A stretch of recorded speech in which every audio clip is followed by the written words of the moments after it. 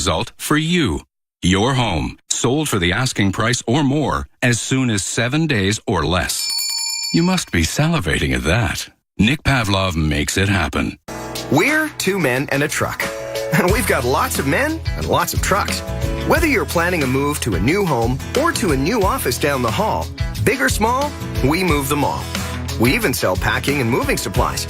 But no matter what you need, we'll do it with a smile. With a 96% referral rating and the professionalism you can trust, the choice is simple.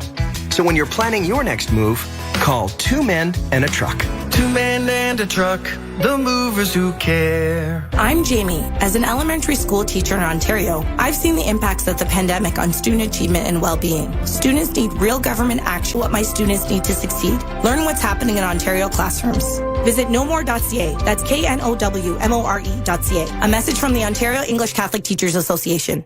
First with what you need to know for the game. Any earlier and we'd be whistled offside. This is Leafs Nation pregame on Sportsnet 590 The Fan and the Leafs Radio Network.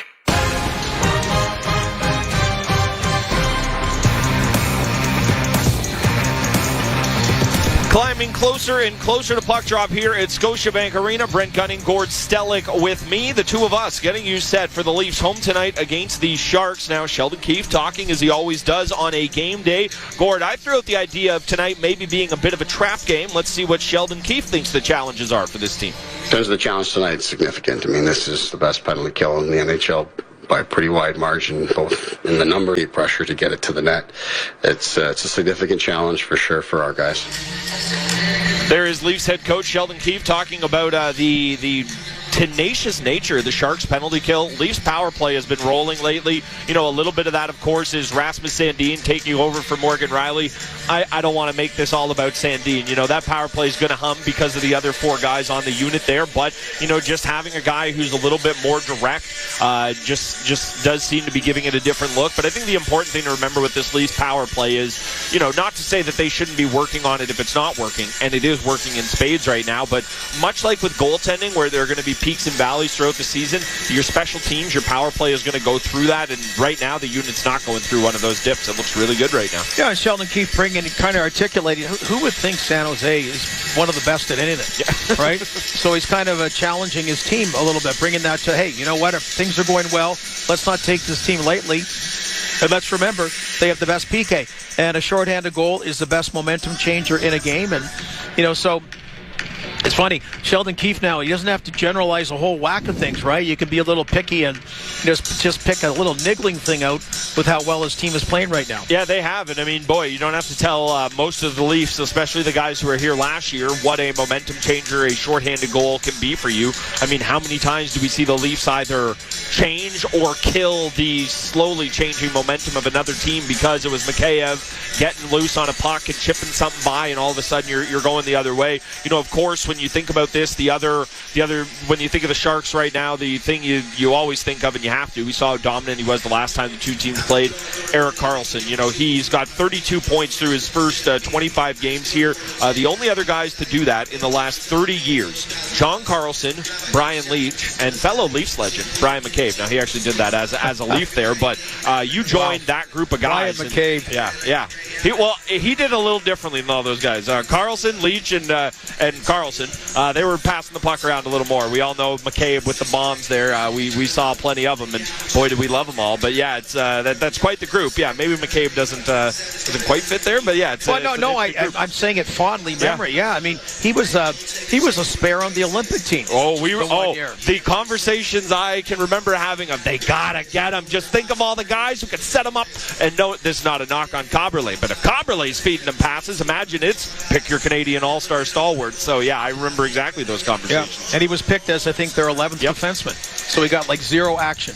Well, because I don't know how well the can opener would have played with Double IHL. It's so funny to think back on that era. Oh, he was the Leafs' best shutdown guy. He had a great move. Oh, did he just have really good gap control? No, he's just tripping guys, but we called it the can opener. Yeah. And, of course, him cheeking guys up against the glass with the, not the hip check, but just the butt check, just really crushing guys with it. So great move up till 2004. Yeah, that's right. It was. And, man, just like you said, talking about McCabe, and, yeah, I bet a lot of people have very, very fond memories there. A couple other other changes to the lineup tonight. Robertson in, Connor Timmins looks like he's in as well. Obviously, Timmins, I'm not going to say more interesting, but the more unknown commodity, a new leaf there, where Robertson, we've seen this movie before, and I should let people know he is one of the last 5 Leafs on the ice in my daily cool guy report when we're down here. So Sandin is left, so now it's just Engvall, Marner, Matthews, and Robertson. So bold of him. I guess he's feeling himself. And he just left because he saw. He said, I can't be out here. Is Engvall hanging around longer? No, he's going to go now. Yeah. It's Austin and Mitch. You got him. Yeah, well, you're the big guns. But in terms of Robertson tonight, I think we make too much of it in terms of the offense. Yeah, he can score to stay in the lineup, but you're not going to score every single night. Austin Matthews scored 60, and he had a lot of games where he didn't score a goal last year. So it'll be interesting to see if Robertson's able to kind of find a place. And then a guy like Connor Timmins, just another mix, another body on the back end. I think they've got slightly higher hopes than him than just a spare part. But both those guys should be interesting to see. Connor Timmins, again, in the Colorado organization, played really, really well. Tough with injuries and was about to go down, clear waivers and go down on the Arizona Coyotes side. So, yeah, who knows, in a better situation, which Toronto is right now and being healthy, is this a bit of a diamond in a rough as far as, I don't mean like a star player, but a guy that can end up playing when you need him, which you do right now with the injuries, NHL-style defense. Well, and it's actually funny, his career arc, and you hope Robertson's isn't this case by the time he's 24, but it kind of matches up perfectly to Connor Timmins, a second-round pick who was pretty highly thought of, and the injury bug bit him, and then it was a case where you couldn't kind of find footing in the NHL. So you certainly hope that's not the case for Robertson 2 or 3 years down the line, but that's kind of the poster boy for what could happen. But I'm with you. I think you don't want to overstate it, but I think there's a world where this guy works his way in to be one of their 6 best D on any given night. So it'll be interesting to see what they see out of him tonight. Brent Gunning and Gord Stellick here with you, perched above center ice at Scotiabank Arena. Leafs hosting the Sharks tonight, wearing their sweet reverse retros. Sharks in their white and teal, looking beautiful in those as well. We will continue to get you set for puck drop here at Scotiabank Arena. It's Leafs Nation pregame on Sportsnet 590 The Fan and the Maple Leafs Radio Network. Hey man, can I tell you something? Sure, bud. I have an issue. No kidding. You cheer for Boston. No, an issue down there. Erectile dysfunction. Heard of Felix? Felix connects you to a healthcare practitioner to see if ED medication is right for you.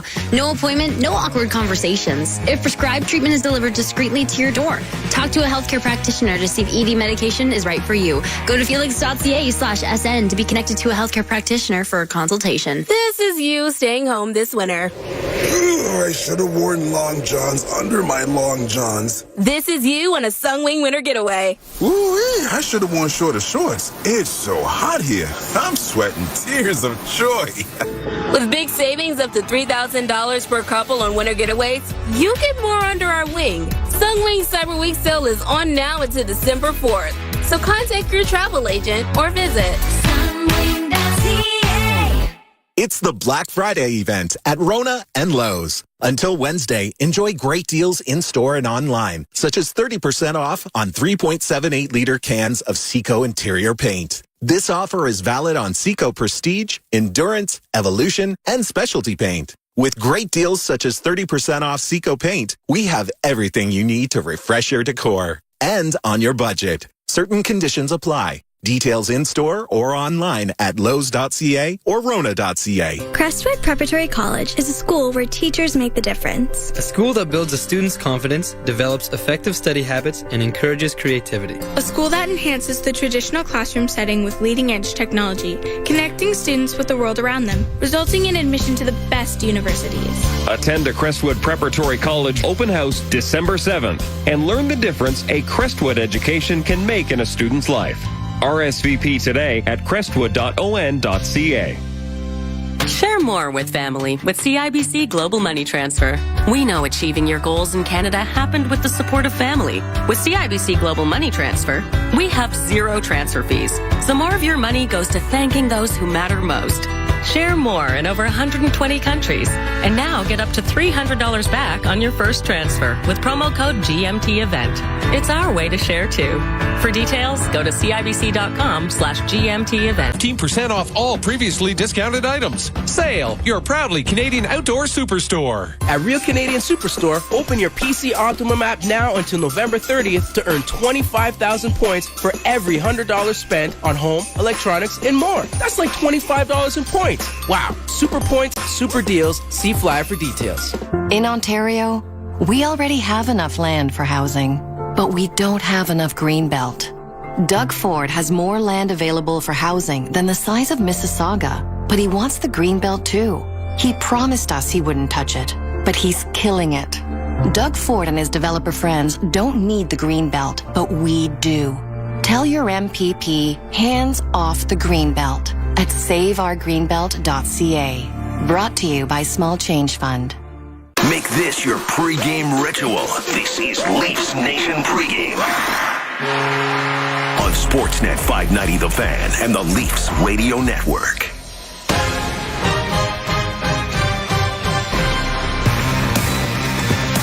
Leafs Nation pregame. Brent Gunning, Gord Stellick here with you, getting you set for puck drop. Leafs home tonight, hosting the Sharks. Leafs looking to keep the streak going, and so is Mitch Marner. With a point tonight, he would tie Eddie O and Daryl Sittler for the Leafs franchise record with an 18-game point streak. He also had a 13-gamer last year.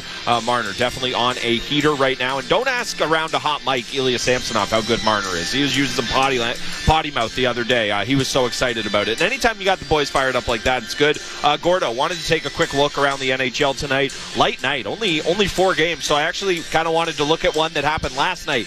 9-8, Kraken and Kings. I saw it as I was doing a show last night, actually, and I saw the score kind of trickling in. It was just one of those thinking, oh, this surely has to be a typo or the score bugs malfunctions. As we honor Borja Soming tonight, I think of a team back in 1985, Toronto 11, Edmonton 9. Wow. The late Miracle Feature scored 4 goals.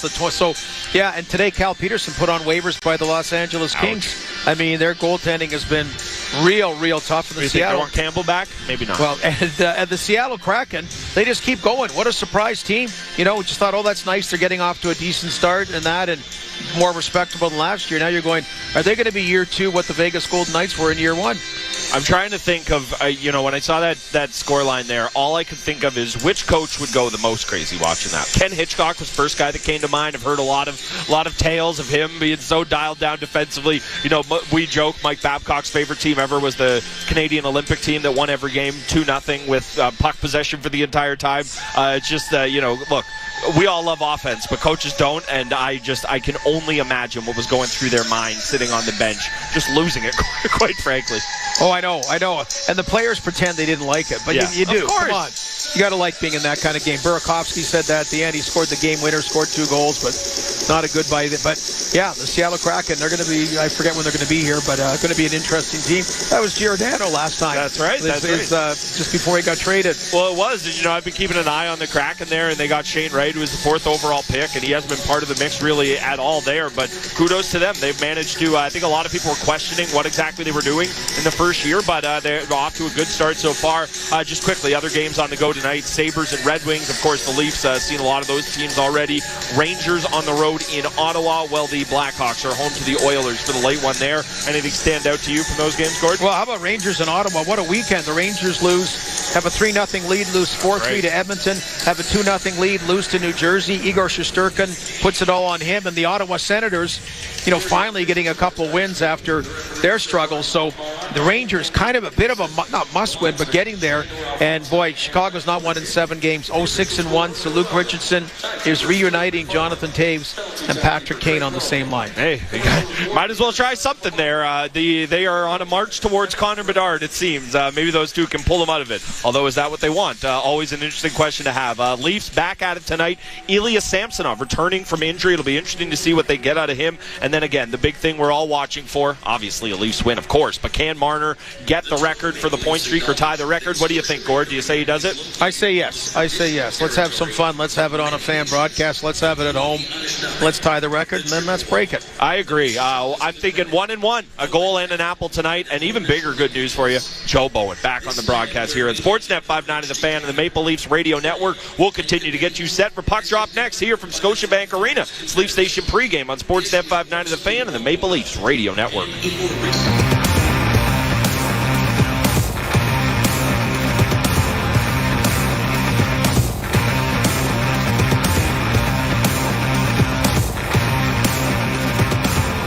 Hugh Heron from Heathwood Homes. I want to talk to you about our great country, Canada. It's a land of opportunity and a place I call home. For 50 years, Heathwood has been committed to building each home with the very best new technologies, ensuring that your home will be more energy efficient and sustainable than ever. Visit our communities at heathwood.com. At Heathwood, you will be home at last. We're Bet365, the world's favorite sportsbook.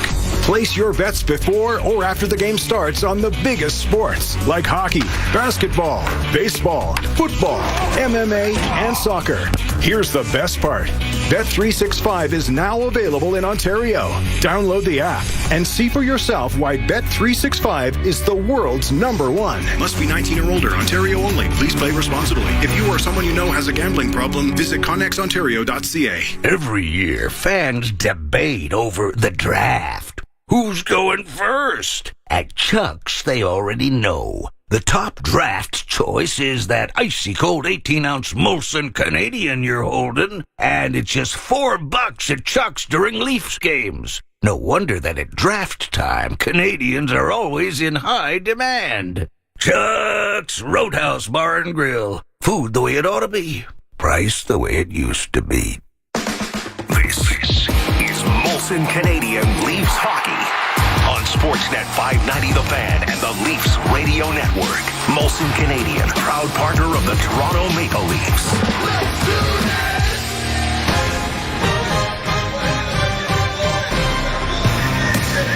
Molson Leafs Hockey on Sportsnet 590 The Fan and the Maple Leafs Radio Network. Brent Gunning, Gord Stellick here with you down at Scotiabank Arena. Leafs honoring some history tonight, and Mitch Marner looking to make some history tonight. There will be a moment of silence for Borja Salming. All jersey sales as well from tonight's game, along with the patch sales that you can get here at the in-arena store, on top of a auction for game-used jerseys from this game, following the game, will all go towards ALS proceeds. So an important night there. Of course, on the ice, Mitch Marner looking to make some history. With a point tonight, he can tie Eddie O and Daryl Sittler for the longest point streak in Leafs history with 18 in total. Gordo, always feels like a fun night here, but there's just a buzz in here tonight. I'm looking forward to it. Yeah, there really is, Brent. 0-7-9 in their last 9 games. Pretty Leafs good. Would not last in regulation time in 9 games, and there's really been a vibe and an excitement the last 2 weeks that I haven't seen earlier in the season. I think just a lot of fans are kind of wait and see until the playoffs. They'll support them.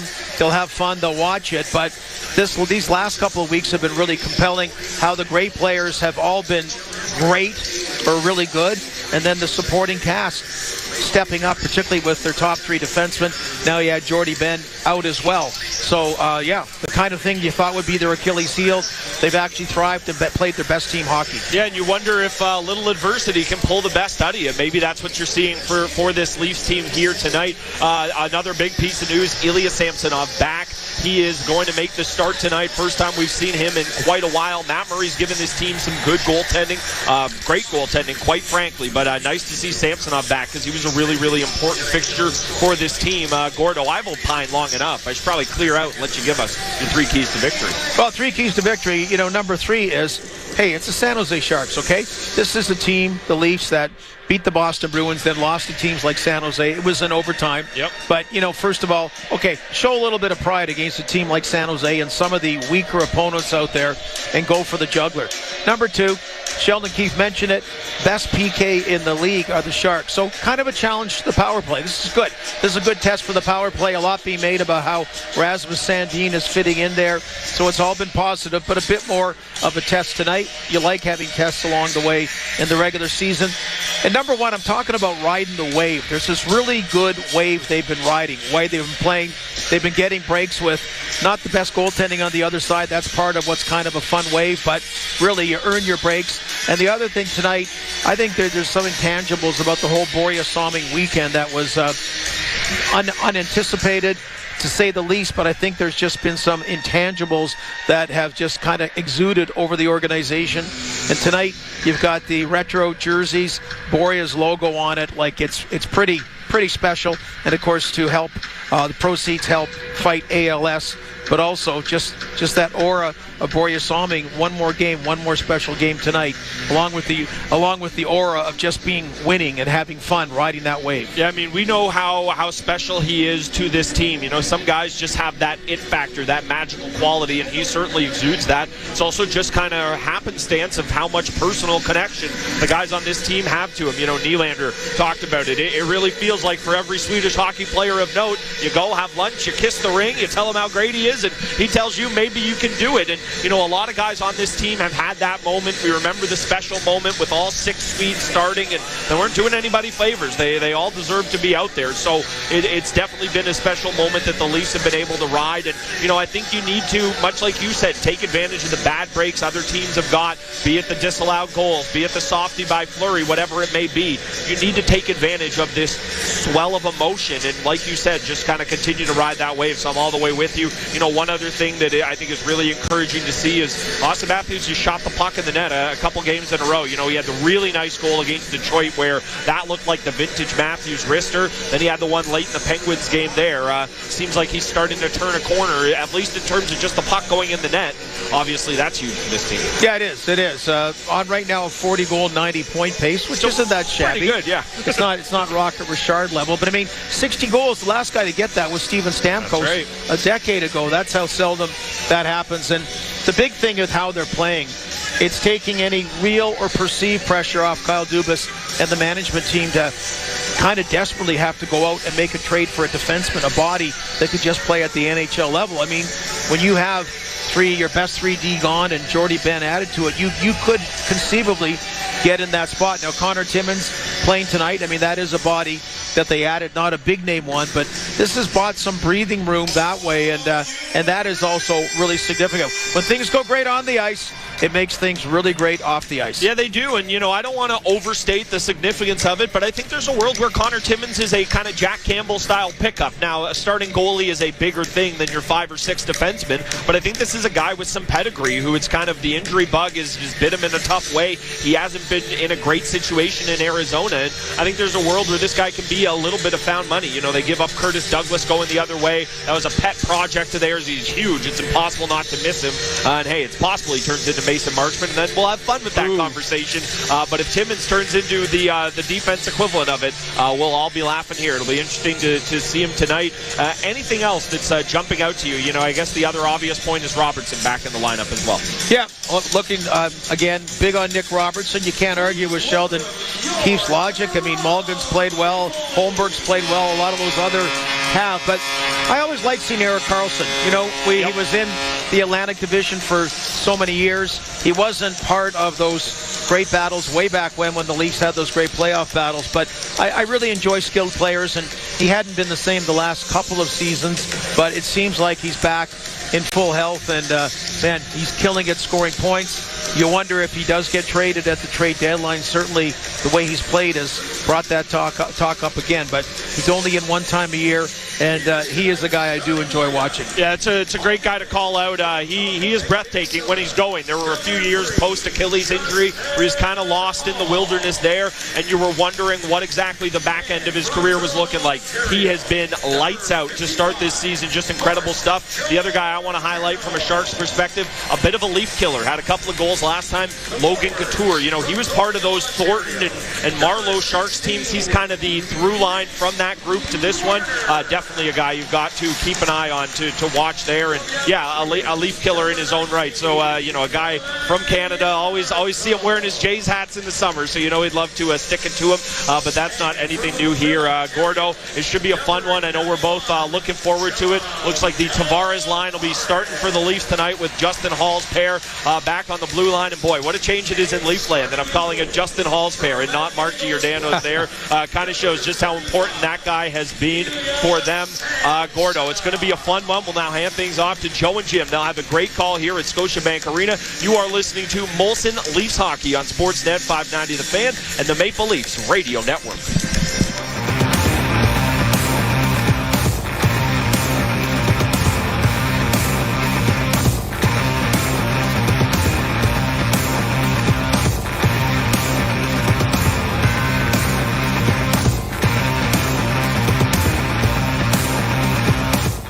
speedy scooter for my daughter.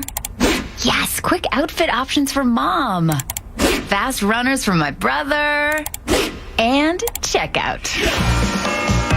Shop online at Canadian Tire, Sport Chek, and Marks for fast holiday gifts. Look for the click-to-pay button, choose your saved MasterCard, and enjoy a fast checkout. Plus, get 4% CT money when you use your Triangle MasterCard on qualifying purchases at Canadian Tire, Sport Chek, and Marks. Conditions apply to collecting CT money. Visit triangle.com for details. Score with Pizzaville. Order Morgan Riley's favorite, the Riley Big Pickup Special. 18-inch extra large, 3-topping pizza, only $19.99. For pickup, dial pound 3636 from your cell or online at pizzaville.ca. The one thing we know about the Toronto Maple Leafs is they can score, whether it's Matthews, whether it's Elliot. You're in my head. You're listening to the podcast, but I'm not. Jeff's ideas are crazy. Who can listen to this? Can they keep the puck out of their net with 2 brand new netminders in the organization? 32 Thoughts, the podcast, is brought to you by the new Sierra AT4X. With a factory-installed 2-inch lift, off-road suspension, and massaging front seats, you can explore the backcountry in luxury. Visit gmccanada.ca to see the Sierra AT4X today. PC Optimum hacks are some of my favorite messages. Here's another great one. Hey, PC. I love the biggest bonus redemption event of the year. It's my favorite way to save for Black Friday. I got $400 off today at Shoppers Drug Mart when I redeemed 250,000 points. That's an extra $150. We love it too. From hand cream and nail polish to piling up the PC Optimum points. That's how we make things better. PC Optimum points can be redeemed in store and online. The biggest bonus redemption event of the year runs November 25th to 30th. Exclusive to Shoppers Drug Mart. Restrictions apply. Details in store. It's time to change your tires. The new Kumo Road Venture AT52 offers a confident all-terrain ride with deep grip on snow and ice. Designed for drivers that want on- and off-road performance with the added security of 3PMS Snowflake certification and road hazard coverage. The AT52 provides year-round traction, including winter driving conditions. Purchase now and receive a $40 rebate by mail until December 31st. Find a Kumo dealer near you by visiting tirediscounter.ca/locations. Visit St. Louis Bar and Grill to experience our new Mother of All Poutines. It's 3 pounds of classic poutine deliciousness topped with our signature saucy boneless wings and garlic dill sauce. Mother Nature, not as epic as this. Mother Goose, well, this ain't kid stuff. Stacy's mom, you wish you had all this going on. Take what your mama gave you to St. Louis Bar and Grill to experience the Mother of All Poutines and all the new instant classic dishes and drinks this winter for a limited time only. St. Louis Bar and Grill, celebrating 30 devilishly good years. When we look into your eyes, we want to give you the whole world. But that's not a viable business model. So instead, we're offering you complete glasses from only $69. At Specsavers, we believe quality eyewear and eye care should be affordable to all, which is a little thing we call Specsavers Love. Find out more at specsavers.ca. Conditions apply. Select pairs only. Black Friday is on now at Marks. From November 24th to 30th, save up to 70% off in-store and online. Great savings with new offers on hikers, fleece, jackets, and more. Visit Marks in-store or at marks.com to shop and save. John Tavares, center of your favorite team. That's center of your world. Toronto Maple Leafs hockey on Sportsnet 590 The Fan and the Leafs Radio Network.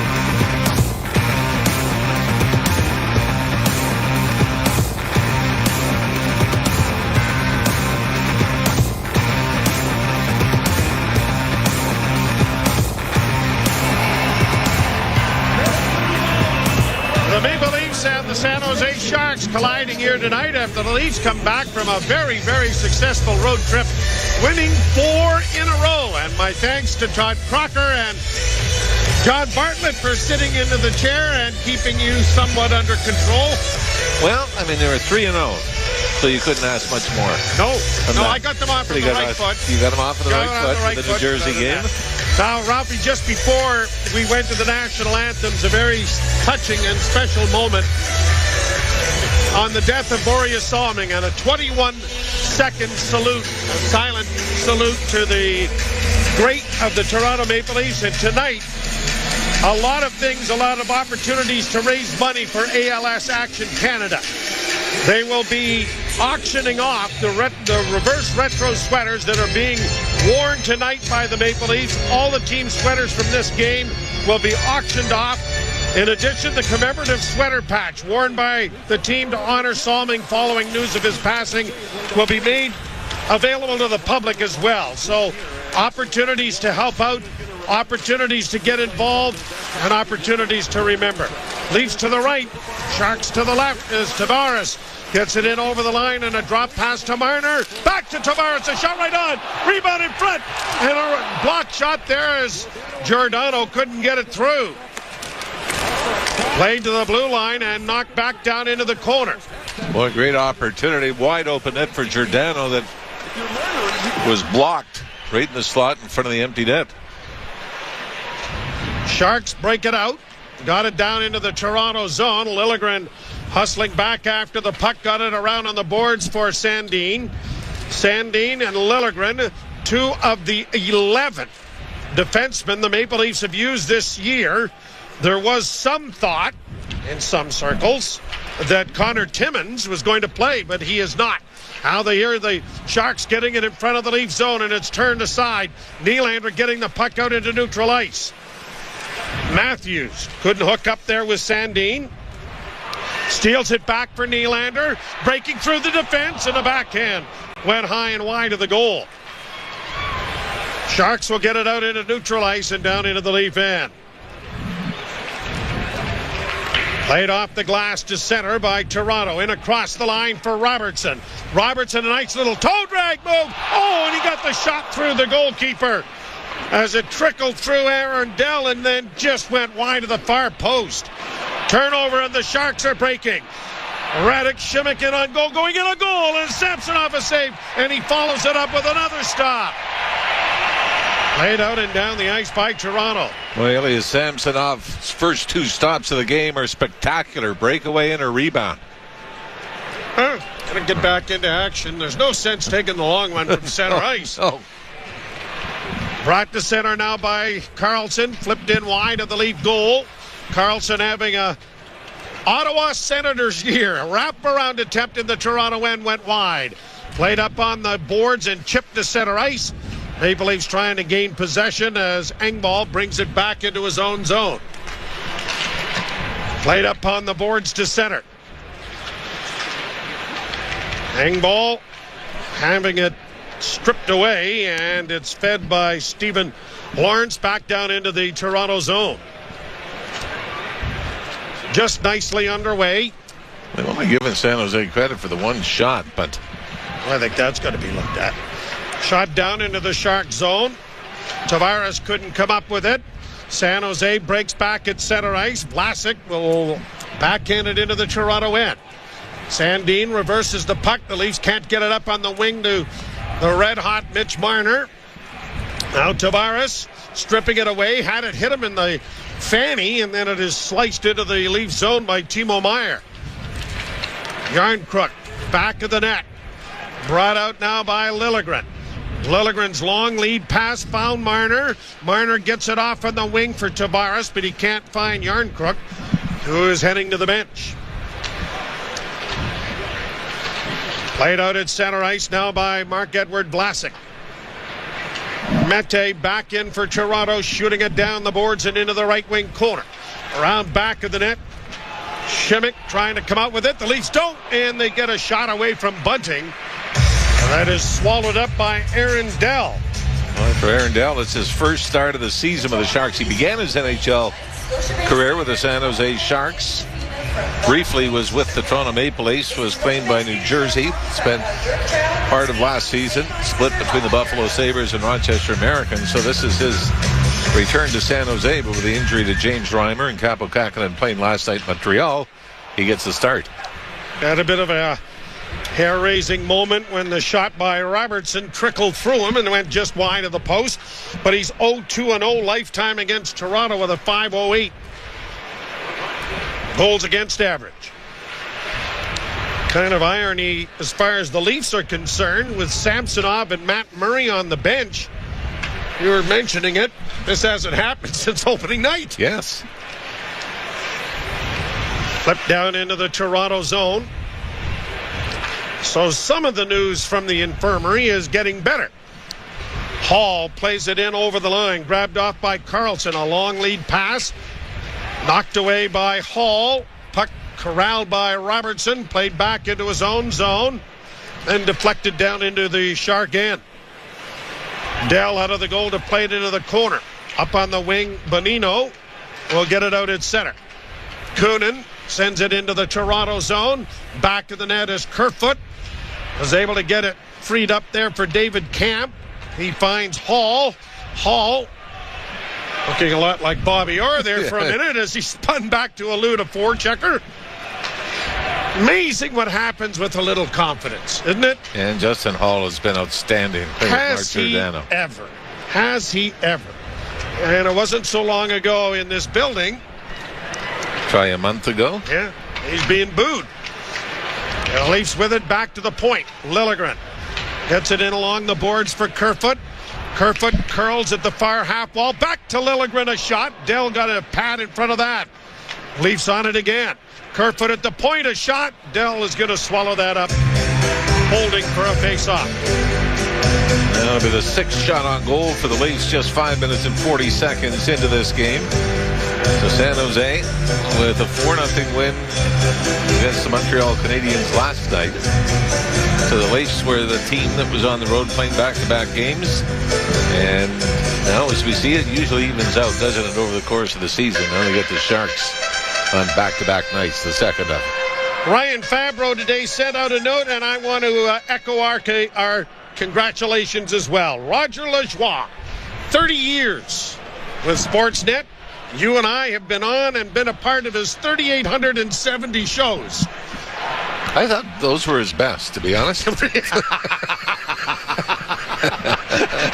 Here's Carlson shooting, and it's up into the screen and out of play. Yeah, the first 3,870 were not bad. Yeah. But anyway, just a shout out to Rods to say you're welcome. Yeah.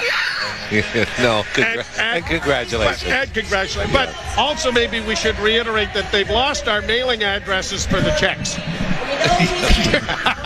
Let's not go there. All right, fine. It is a 0-0 tie. You're listening to Molson Leaf Hockey on Sportsnet 590, The Fan on the Maple Leafs Radio Network. Keeping construction and mining industries earth-moving equipment at peak performance is a big job.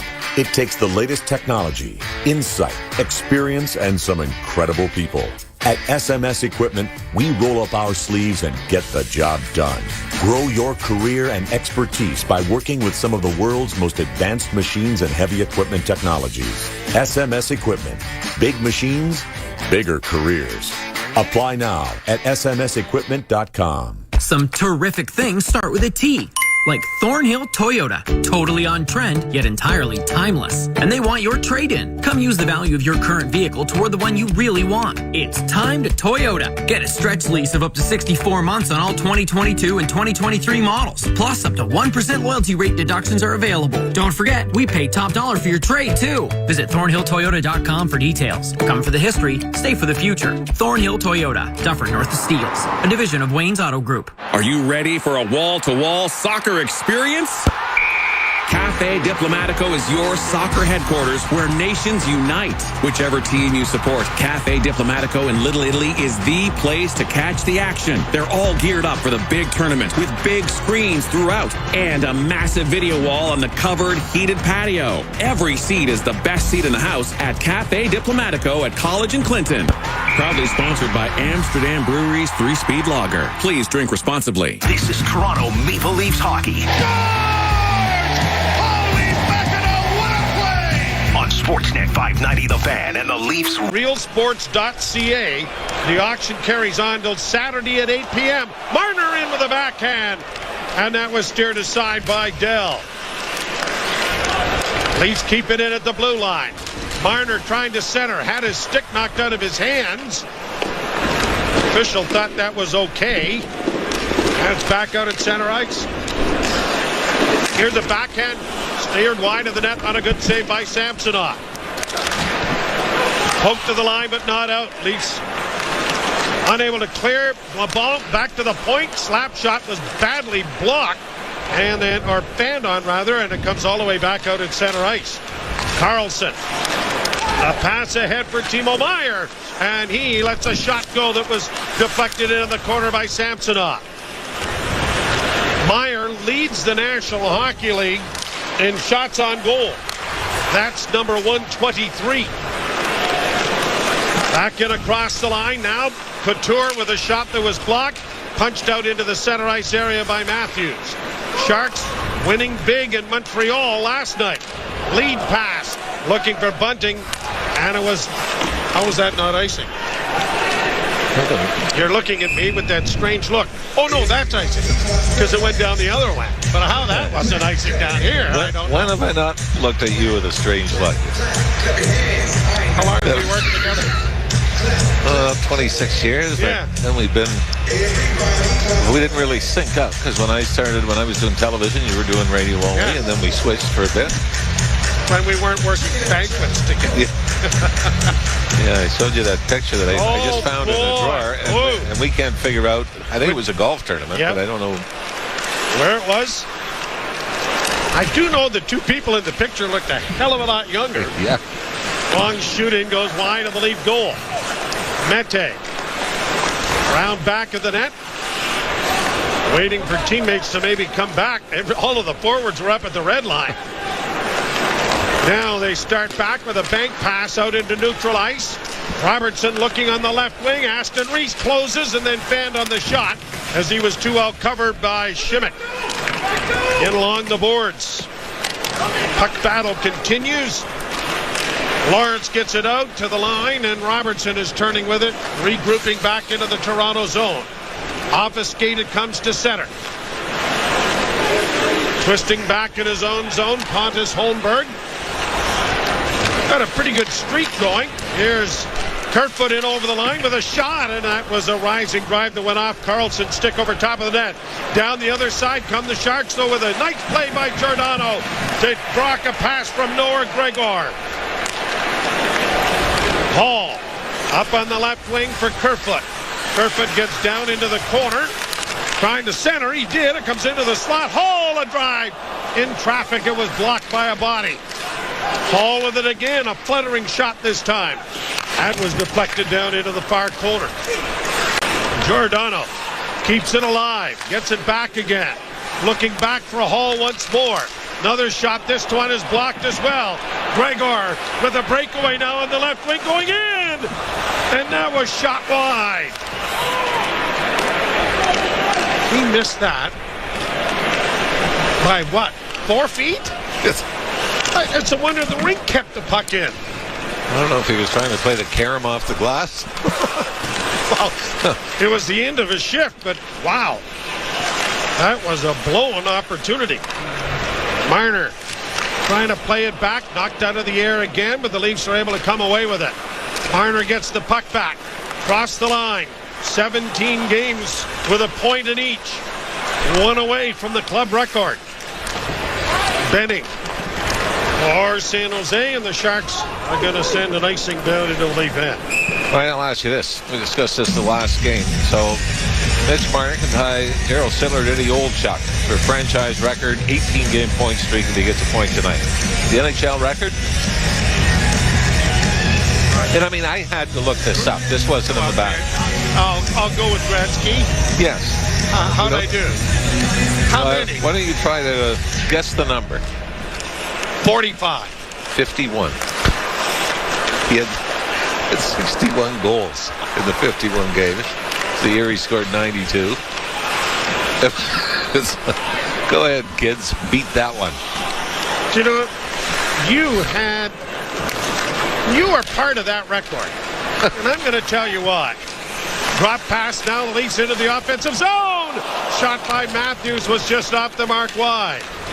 Goaltenders of that era were not nearly as athletic or big with equipment. And you played in that era. Yes. I contributed to a lot of records in that time. But one that hurt was my own. Nylander to Bunting, trying to get it back to him, and it had to go off his stick.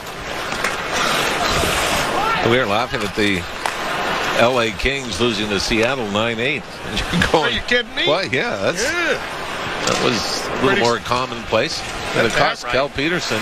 It's on waivers after that game. The LA goaltender got pulled for coming in relief of Jonathan Quick. Here the Sharks and across the line. Gregor gets it to the side of the net.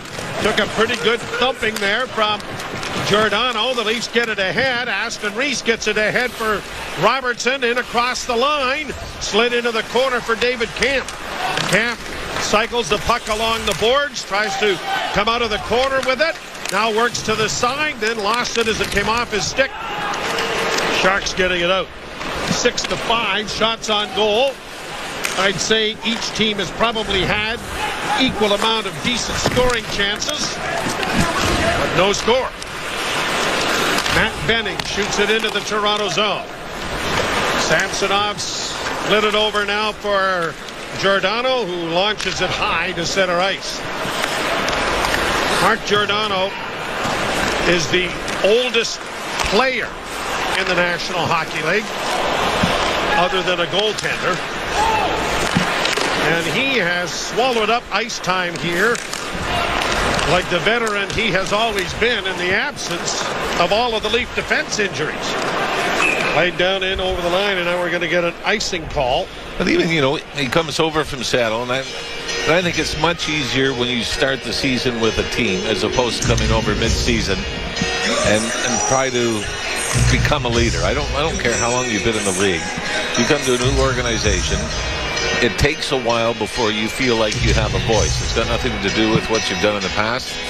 And Mark Giordano, starting the season with the Leafs, I think it was so much easier for him this year to assert, especially with all the injuries, to assert himself as that guy that calms everything down back there. And probably be a lot more vocal in the dressing room and on the bench as well. Since the Riley injury, 22 minutes, 59 seconds on average for Giordano in ice time. Only Justin Hall, a few seconds more, has played more. And we already talked about how much improved Hall has been. Down into the Shark zone, cleared out at center. Mete getting it ahead. Pass there for Tavares didn't click. And it's out at center ice now for Karlsson. Karlsson shoots it in. 11 goals on the season for Karlsson. That's already the most he scored in the season for San Jose. A couple of 20-goal seasons in Ottawa. Playing around the boards in the Toronto end. Marner on the near corner. Trying to play it up the middle, but it comes back to the point over on the left wing side. The Sharks with a pass in front. Marner intercepts. Made a little 10-foot pass to Matthews, and now it's flipped out into the center ice area. Both Marner and Matthews are wearing A's on their jerseys. They rotate on a regular basis when Morgan Riley is available. But since Morgan is on the shelf, the A's are permanent, a fixture to both forwards' jerseys. Long shot wide of the Leaf goal, off the face-off win. Marner chopping at it and getting it out at center. Changes coming for Toronto. Schimmick works out. 6:04 to play first period. No score. Fired down into the Toronto end. Slowed up there by Samsonov. Hall looks to make a pass, but was too out-covered. Comes to the near wing, though, and Giordano is there. Long lead pass, got it ahead for Bunting. Bunting trying to get his stick extricated there from the grasp. It goes around back of the net for Nylander. Roll to the side of the net, now click behind. Nylander curling out of the corner. Back to the point. Just kept in. And that would cause a look. Here's Hall with a pass in front. Knocked away by goaltender Dell and shot to center ice. Is that onside? Well, according to the four Sharks on the ice close to the blue line, no. They were all pointing and raising their arms. The Leafs, meanwhile, were scampering to get the puck back to the net. Played back into the Shark zone. Dell playing it around the boards to the far wing. The Leafs are able to keep it in with Camp, working the boards there along with Liljegren. And now Carlson's pass intercepted by Liljegren, played back out into neutral ice. Sharks were in a delayed offside position, and the Leafs have it again. Out at center ice it comes. Cross the line now, drop pass from Aston Reese. Robertson lost the handle on his stick. Got it back again, but couldn't come up with the puck. Played out at center ice. Liljegren getting a pass from Sandin. Turns in the corner, got it up on the wing for Engvall, who starts up ice. Left wing side. Holmberg rolls it in on goal, hoping for a redirect there from the Leaf forward Engvall. That did not happen. There is no score. You're listening to Molson Leaf Hockey on Sportsnet 590 The Fan and the Maple Leafs Radio Network. Pavlov's dog proved that irresistible incentives bring predictable results. Now, Nick Pavlov, broker RE/MAX West, is proving it again. With perfect staging, pinpoint accurate pricing, intimate Toronto neighborhood knowledge, the Nick Pavlov real estate team will achieve a predictable result for you. Your home, sold for the asking price or more, as soon as 7 days or less. You must be salivating at that. Nick Pavlov makes it happen. A strong work ethic takes pride in a job well done. This is you. But to get an honest day's work, you need a callback. You need a job. Express Employment Professionals can help. We'll connect you to the right company. We're committed to your success and never charge a fee to find you a job. Express knows jobs. Get to know Express. Find your location at expresspros.com or on the Express Jobs app. Some ice dancing pairs synchronize their breathing to perform as one, the same way a Subaru synchronizes with you. Imagine your phone syncs, your playlist plays, your heart races as you feel the full-time traction. Here you are, moving gracefully as one, making every turn seem so effortless. Left turn signal, right turn signal. Look at you, smiling like a gold medalist.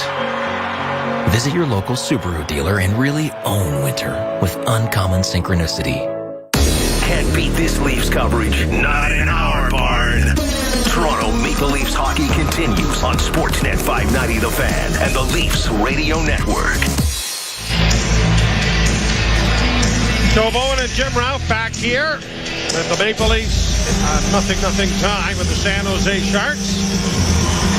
San Jose's been much better on the road this year. They're 8-13-4 overall, but 6-5 away from home. You mentioned the shutout win in Montreal last night.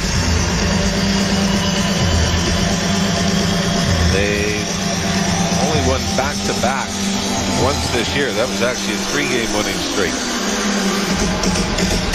So they are trying to do that for just the second time this season. Win more than one in a row. Face-off knocked out at center ice by the Sharks. Backhanded back in now by Nylander. Dell out of the goal to play it up on the wing, and it'll be poked out into the center ice area. And Barabanov gets it down into the Leaf end.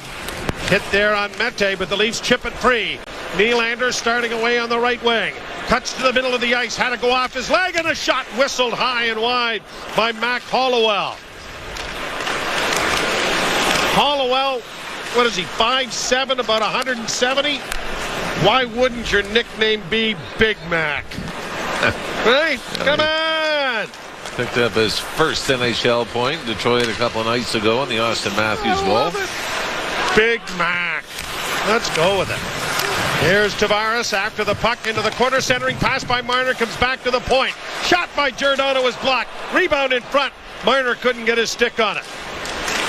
Marner's diligent back checking though. Knocks the puck back into the Sharks' end.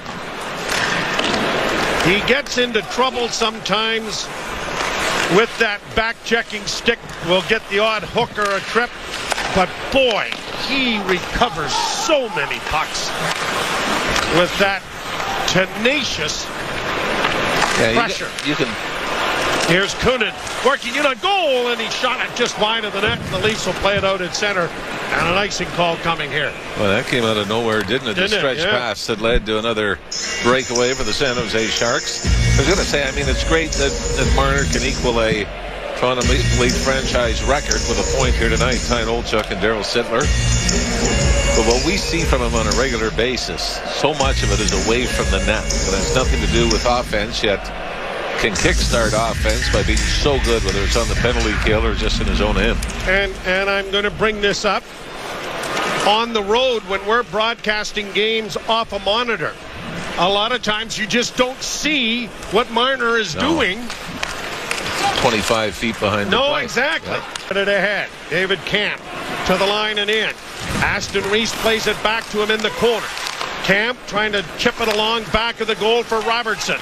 Robertson along the boards, got it back to the point. Shot was knocked away. It's cleared into the corner by Dell. Knocked down on the play was Aston Reese. Sharks trying to flip it out. Nicely. Big Mac got up there and hauled that down and played it in. Now there's going to be, a glove pass or... Sure. Now we're going to get the last commercial break in here. Yep, yes. With 1:47 to go here in the third period. Do you want to tell the score? I got nothing to say. All right. Nothing is the score. You're listening to Molson Leaf Hockey and Sports at 590 The Fan and the Maple Leafs Radio Network. Crestwood Preparatory College inspires excellence in academics and sports. It's a school where teachers make the difference. A school that builds a student's confidence, develops effective study habits, and encourages creativity. A school that enhances the traditional classroom setting with leading-edge technology, connecting students with the world around them, resulting in admission to the best universities. When your child feels safe and respected, it gives them the confidence to take risks on and off the ice. Book a private tour at crestwood.on.ca. The world's biggest soccer tournament is back, and for the first time in decades, the Canadian men will be there. Sportsnet is your home for game day insights and day after analysis, not only for the Canadian men, but for the entire tournament. Don't miss a moment of the action. Listen for the soccer report right throughout the tournament. Brought to you by CertainTeed, the pro's choice for roofing, siding, drywall, insulation, and ceiling systems. CertainTeed, pro all the way. 439 Pizza Nova. Ciao, I'm Dominic Primucci. This holiday season, I invite you to join Pizza Nova and help make a difference. During the month of December, purchase a limited edition Vespa ornament and proceeds will be donated to Sick Kids Foundation. Available in stores and online while quantities last. From our family to yours, Buon Natale a tutti. 439 Pizza Nova. This is Toronto Maple Leafs hockey. Nylander's in alone! Scores! On Sportsnet 590 The Fan and the Leafs Radio Network. First period brought to you by Bet365. With Bet365, you can watch thousands of live games, build your own bet, and you can even make a bet while the game's still being played. 19 plus. Play responsibly. Ontario only. Faced off here at center ice. The Leafs now shoot at the Sharks 10-6. But you're right, San Jose's had a couple of breakaways, and the grade A chances are probably equal. Chipped along the boards. Nylander trying to protect it there. Couldn't find Bunting. And now here are the Sharks flipping it in. Matt Benning getting it in behind the Toronto goal. Hall to Matthews. Matthews almost turned the puck over, but almost was the important word there. Now an errant pass has gone down into the Sharks zone. We're going to have an icing call here. Mark Giordano, boy, not being able to find Nylander. Well, I think it was Michael Bunting was arguing as well that he could have made the play, but was interfered with by a San Jose player. But he is going to lose that argument as the faceoff will come to the right of Ilya Samsonov. Leafs controlled the draw. Hall took it to the boards. Now Matthews chips to an open wing. Bunting trying to get there to tie up the defenseman Magna. Now along the boards, Bunting intercepted the pass, but is in a struggle along the wall. Leafs get it to the line finally and get it out at center. Carlson trying to shoot it in. Carlson scored the game winner in the first meeting between these two teams in overtime. Brought back the other way. Now Meyer in with a chance with a shot. Kicked away nicely by Samsonov. Getting back into the action after having been shelved with injury. A knee injury that he sustained on a penalty shot. So Brad Marchand beat him. Still picked up the win, but left at the end of the second period. Aaron Shelgren came in and preserved a 2-1 victory for Toronto, but that's 12 games ago. Played out at center in the goaltending tandem that was going to be used as a tandem. This is just the second game, as we mentioned, that they have been pressed in the same game. You got to go back to the season opener in Montreal when Matt Murray took the loss in that game, and Murray has been absolutely sensational since. Has he ever been? But it's going to be really interesting, Joe, to see, and it might be a little bit tricky because Samsonov got on a run before he got hurt as being the number one guy. Murray's been fantastic coming back as the number one guy. How do you keep both of them happy and sharp? Marner in with a shot that deflected off his stick, and just as the horn goes. So the 17-game point streak is not increased, and there is no scoring in the first 20 minutes. Nope, goaltending was good on both sides. Arundel's first start of the season for San Jose. Looked sharp, stopping all 10 Leaf shots. Samsonov got a break on 3 of the breakaways. 2 of them, they missed the net completely. But going back to trying to find that balance between Samsonov and Matt Murray, the most Murray's played this season is 50. He did that once in Pittsburgh. That leaves 32 games. What's that? That leaves 32 games. Yeah, right? But Samsonov, I believe, was 41 games last year with the Washington Capitals. So you could do it that way, but I think what you've seen from both of them in their stints as being the number one is either guy could pick up and run with it if they had to. Absolutely. No score here after 20 minutes. Gord Stellick and Brent Gunning standing by. You're listening to Molson Leaf Hockey on Sportsnet 590 The Fan and the Maple Leafs Radio Network. Beef jerky. Teriyaki beef jerky. Barbecue beef jerky. Sweet heat. At GreatCanadianMeat.com, you'll find lots of yummy things to chew on. Smoky bacon. Peppercorn salami. Locally handcrafted, 100% Canadian. Pizza salami. Shop online and enjoy free shipping. German salami. Hungarian salami. Find something to chew on at GreatCanadianMeat.com. Oh, turkey cran. Healthy Planet's Black Friday sale is on. Now through December 7th, the entire store is up to 75% off. Healthy Planet is your essential source for high-quality vitamins, sports nutrition, and more. Save on tons of items including Organica Vitamin D, 2,500 IU 30 ml, buy one, get one free, and 30% off Stash All Teas 18 tea bags.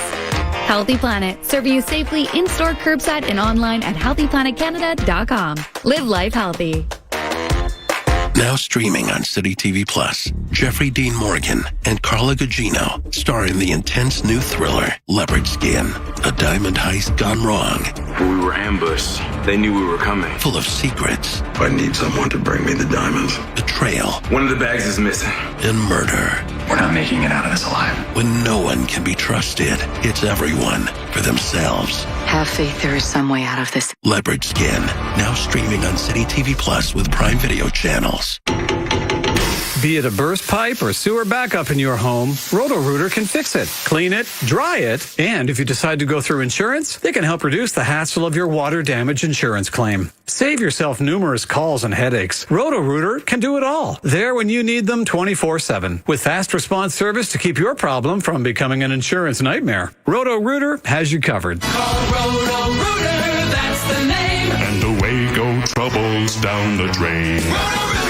Share more with family with CIBC Global Money Transfer. We know achieving your goals in Canada happened with the support of family. With CIBC Global Money Transfer, we have zero transfer fees, so more of your money goes to thanking those who matter most. Share more in over 120 countries, and now get up to $300 back on your first transfer with promo code GMT Event. It's our way to share too. For details, go to CIBC.com/GMT Event. Conditions and CIBC foreign exchange rates apply. The new More Homes Built Faster Act isn't just about building new homes. It's about building hope and opportunity for newcomers, new buyers, and everyone in Ontario. It will help us overcome our critical lack of housing, reduce housing costs, and allow the building of 1.5 million new homes. That means more jobs, economic growth, and a brighter future. It's the once-in-a-generation housing plan Ontario needs right now. Brought to you by Build and the Ontario Home Builders Association. This is you staying home this winter. I should have worn long johns under my long johns. This is you on a Sunwing winter getaway. Ooh, I should have worn shorter shorts. It's so hot here. I'm sweating tears of joy. With big savings up to $3,000 per couple on winter getaways, you get more under our wing. Sunwing Cyber Week sale is on now until December 4th. So contact your travel agent or visit sunwing.ca. This is Toronto Maple Leafs hockey. Holy mackerel, they've tied the game! On Sportsnet 590 The Fan and the Leafs Radio Network.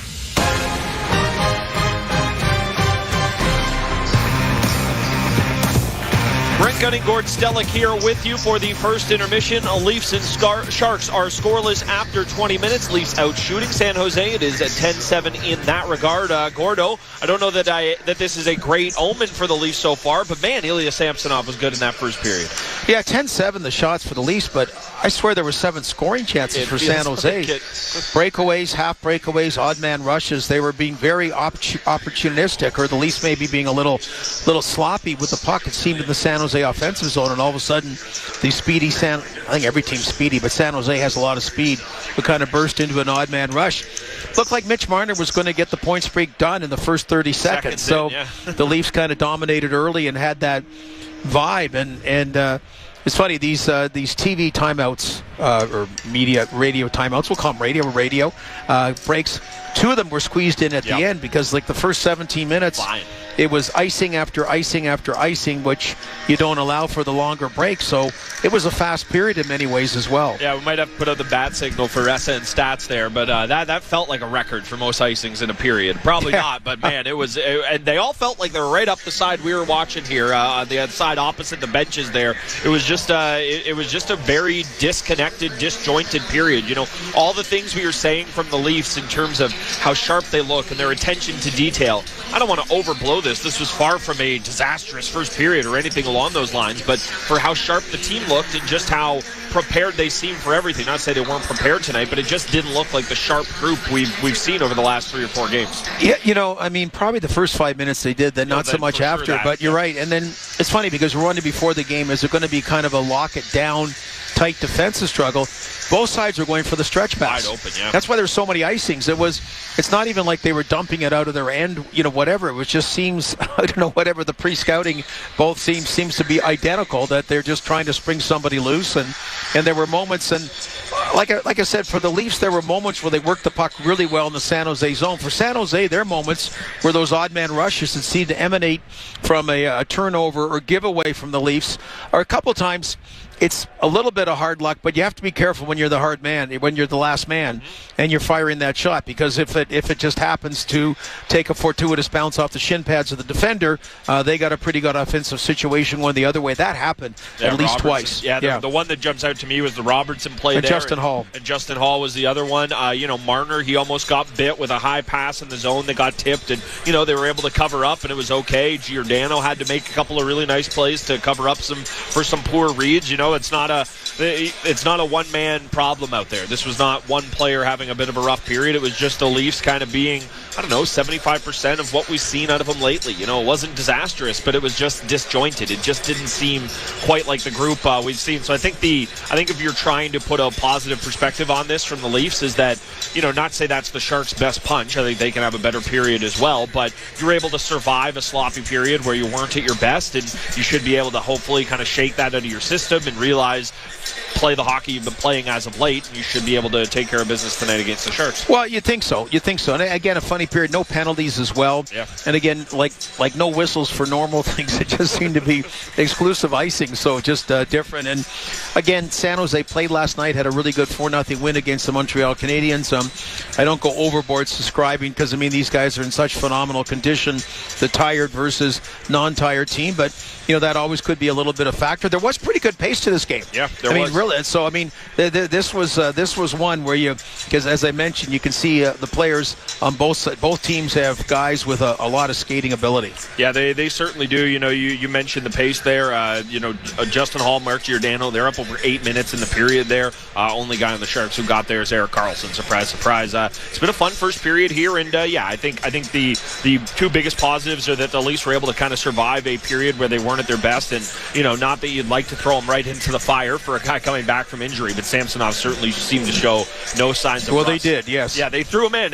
Like a shark attack. Like a shark attack, and you love a deep end of the pool metaphor, so it was really perfect. That's the only place the shark fits. That's right, because they're big. Okay, there we go. That is geography and biology with Gord Stellick and Brent Gutting. We'll have a little bit more of Molson Leafs hockey here. Leafs and Sharks are tied up at zeros after 20 minutes at Scotiabank Arena. We'll continue to wrap up the first and get you set for the second here on Sportsnet 590 The Fan and the Maple Leafs Radio Network. Hi, I'm Hugh Herron, Chairman of Heathwood Homes. Tradition means a lot to us. Our reputation for quality, service, and customer care are all part of Heathwood's tradition, and that has made us the most successful new home builder. Thousands of people are now proud to be living in a Heathwood home in one of our many outstanding communities, and you can too. Visit heathwood.com to learn all about our fabulous communities. With Heathwood, you'll be home at last. I'm Jamie. As an elementary school teacher in Ontario, I've seen the impacts of the pandemic on student achievement and well-being. Students need real government action and investment to recover and succeed. Every child deserves access to high-quality, inclusive early childhood education and care because we know it creates a strong foundation for lifelong learning. As a teacher, I know what my students need to succeed. Learn what's happening in Ontario classrooms. Visit knowmore.ca. That's KNOWMORE.ca. A message from the Ontario English Catholic Teachers Association. Some ice dancing pairs synchronize their breathing to perform as one, the same way a Subaru synchronizes with you. Imagine your phone syncs, your playlist plays, your heart races as you feel the full-time traction. Here you are, moving gracefully as one, making every turn seem so effortless. Left turn signal, right turn signal. Look at you, smiling like a gold medalist. Visit your local Subaru dealer and really own winter with uncommon synchronicity. Pavlov's dog proved the power of predictable results. And for that, Ivan Pavlov received the Nobel Prize. Now Nick Pavlov, broker Remax West, also receives awards. Also for predictable results. So have the award-winning Nick Pavlov real estate team provide a predictable result for you. Your home, sold for the asking price or more, as soon as 7 days or less. You must be salivating at that. Nick Pavlov makes it happen. A strong work ethic takes pride in a job well done company. We're committed to your success and never charge a fee to find you a job.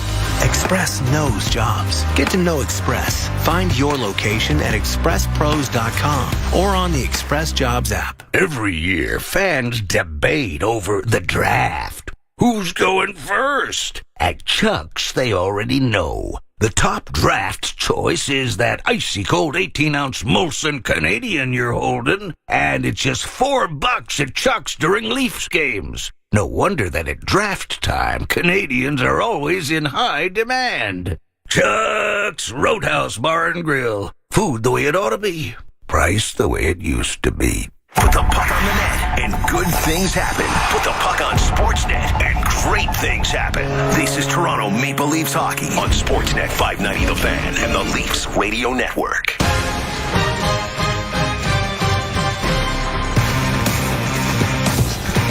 Molson Leafs hockey on Sportsnet 590 The Fan and the Maple Leafs Radio Network. Brent Gunning, Gord Stellick here with you. A uneven first period for the Leafs. The good news, Ilya Samsonov, very good. The bad news was the Leafs not looking like the dominant unit we have seen lately. We always like to take a look at the NHL scoreboard, brought to you by Bet365. Bet365 is the world's favorite sportsbook with 80 million members worldwide. 19 plus, play responsibly, Ontario only. Gordo, late night tonight, just 3 others on the ice on a Wednesday. Yeah, usually on Wednesdays. That's why we don't seem to do many Wednesday games. Seems to be mostly Tuesdays. Buffalo up 2-1 over Detroit to the Atlantic Division battle. Actually, the Red Wings right now still in a playoff spot ahead of the Florida Panthers. Buffalo up 2-1 the end of first. Real important game for the New York Rangers, and they're up 1-0 in Ottawa after one period of play. Edmonton, Chicago, That'll be a 9:30 p.m. start, later start for American TV. I mentioned Patrick Kane, Jonathan Taves going to be reunited on a line together. Luke Richardson's team 0-6-1 in their last 7. And I see just that they said the town county someday. Maybe someday. I guess better than in a 5,000-seat arena in college. I don't know. It is, it's been you want to talk about a confounding situation. It has certainly been one there. Quickly, you mentioned the Sabres there. I gotta talk about this Tage Thompson. There has been so much talk about all the great young players in the Atlantic Division. You think of the kids in Ottawa, and I think with the Sabres, so much of the talk falls to the two blue liners there, and Power and Dahlin. Of course, both first overall picks. You're going to talk about him in that way, but the player that Tage Thompson has turned himself into, he's kind of a one-of-one in the NHL right now, just in terms of a big guy who can move like that with great hands. He's just his own kind of animal, and it's been fun to see him take off in Buffalo. Yeah, it really is. And again, the remnants from the Ryan O'Reilly trade that they got fleeced on, but not so much now because he was the prospect. Took a while for him to come into his own. Other note, Chris Letang suffered the second stroke of his NHL career, so he's out indefinitely. I mean, it's a incredibly serious sounding term. Now, not life-threatening, and they say not career-threatening. I forgot that he had one in 2014. It's certainly not common to hear for professional athletes, but that obviously is a big hole in the Pittsburgh Penguin D for a while. Yeah, certainly. Just saw him the other night. Get well soon to Chris Letang, and get some goals to the Toronto Maple Leafs. They are tied with the Sharks 0-0 after 1. Joe Bone and Jim Ralph have the call coming up. It's Maple Leafs hockey on Sportsnet 590 The Fan and the Maple Leafs Radio Network. Make sure that your business documents are for your recipient's eyes and no one else's. Trust Record Express for industry-leading standards in secure storage, scanning, and shredding. With fast, same-day service, flexible contract terms, and all the support you need to safeguard your confidential information. Visit recordexpress.ca today for document storage and shredding special offers. That's Record, XPRESS.ca. Record Express. Store, scan, shred Canadian. Alpine Credits, where homeowners get approved. Oh, hi. I'd like to apply for a loan so I can consolidate some of my debts. Sure. Do you own your home? Yes, but Carl, our resident ghost, keeps saying it's his house and we should move. Go to alpinecredits.ca to get started. Some conditions apply. Visitor license 12616. Our poutine's so big it's got its own weather system. Our poutine's so thick it costs $6 in gas just to drive around it. No, our poutine's piled so high it comes with its own oxygen tank. Our poutine's so heavy it requires a license to operate. No, not that heavy. Oh, yes. It's heavy. Experience the mother of all poutines at St. Louis Bar and Grill. It's 3 pounds of classic cheesy poutine, covered with our garlic dill sauce and signature saucy boneless wings. Check out all the new instant classic dishes and drinks this winter only for a limited time. St. Louis Bar and Grill, celebrating 30 devilishly good years. In Ontario, we already have enough land for housing, but we don't have enough greenbelt. Many Ontario families make an honest living feeding us from greenbelt land. But if Doug Ford takes it away, only a few families will profit. And they're not farmers. Doug Ford and his developer friends don't need the greenbelt, but we do. Tell your MPP, hands off the greenbelt at saveourgreenbelt.ca. Brought to you by Small Change Fund. This is Toronto Maple Leafs hockey. Marner into the slot. Matthews scores! And he is red hot. On Sportsnet 590 The Fan and the Leafs Radio Network.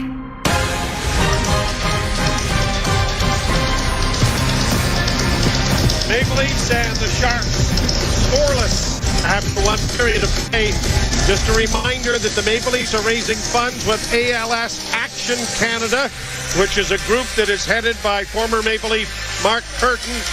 The retro jerseys that they're wearing tonight are going to be auctioned off until Saturday at 8 p.m. Auctions.realsports.ca. You can also purchase replicas of the jerseys. And tonight, all of the proceeds are going towards this as well, in memory of Boria Salming. And by the way, a shout out to Mark Curtin, who continues to battle. And not only battle, and much like... but works so hard for this. Yeah, much like, Steve Ludzik has done for Parkinson's, where I think most of us are just worried about our own battles. They're looking out for everybody else. Sure are. And Kurtz does a great job. Sharks to the right, Leafs to the left. Pass ahead, goes down into the Toronto zone!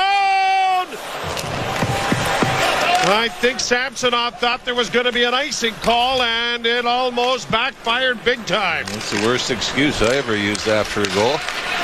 Icing? Thought it was icing. You know, the rule was a little different back then, eh? Yeah. Defenseman had to touch it. Yeah. Laid down into the Leaf end.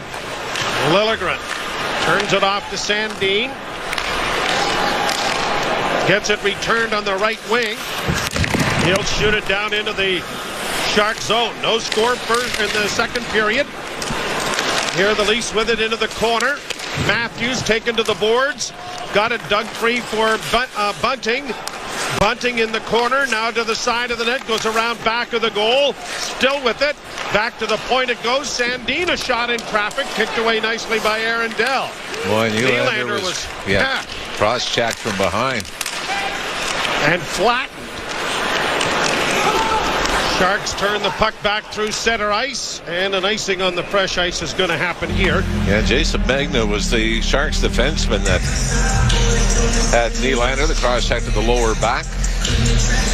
Brian, sorry, go ahead. No, sorry, I got nothing great. We're all quite aware of that. Yeah, okay, so I'll press on. Yeah. I got something that's really important here. Brian Pakmara and Kendrick Nicholson are the referees. Chandler Alfonso and Brad Kovacic are the linesmen. Wasn't that important, but it was still better than what I had. Around back of the goal it goes for Aston Reese. Tied up in the corner by Jacob Megna of the Sharks. Leafs are able to dig it free, get it back towards the line. Hallwell couldn't keep it in. Down into the zone. Mente able to knock it away. Hallwell pokes the puck and gets it to center.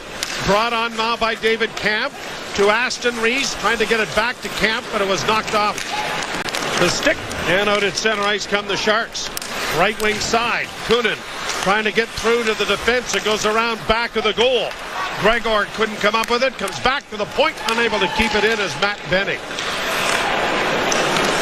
Had a great little visit during the intermission with one of my all-time favorites, James Reimer. Here the Leafs in on the wing.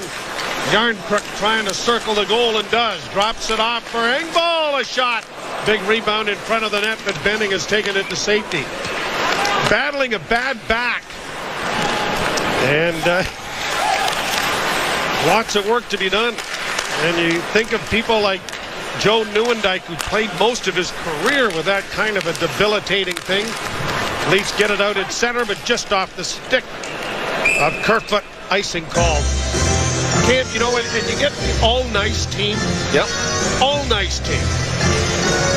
He's going to be a goalie. I think he should be the captain. You just could not dislike James Reimer. Yeah, and you're right. Joe Nieuwendyk would have been on that list as well. Yeah. I think Tom Fitzgerald was one of my favorites. I saw him with New Jersey now coming in. Carlson with a pass on the far wing. That deflection goes up into the screen. Oh, yeah. And people have asked me, you know, who is your favorite? And I always tell them, 40 years of doing this, I think I can count on 3 fingers the people in this league that I didn't have time for. No, yeah. Who's people that? that I met. Well, you're one. Yeah, but who are the other? I mean, who are the other 2? I better be at the top of that list. Oh, you're too. of course, yeah. Of course. Okay, so Gord Stellick, 2. Yeah. So we're narrowing things down.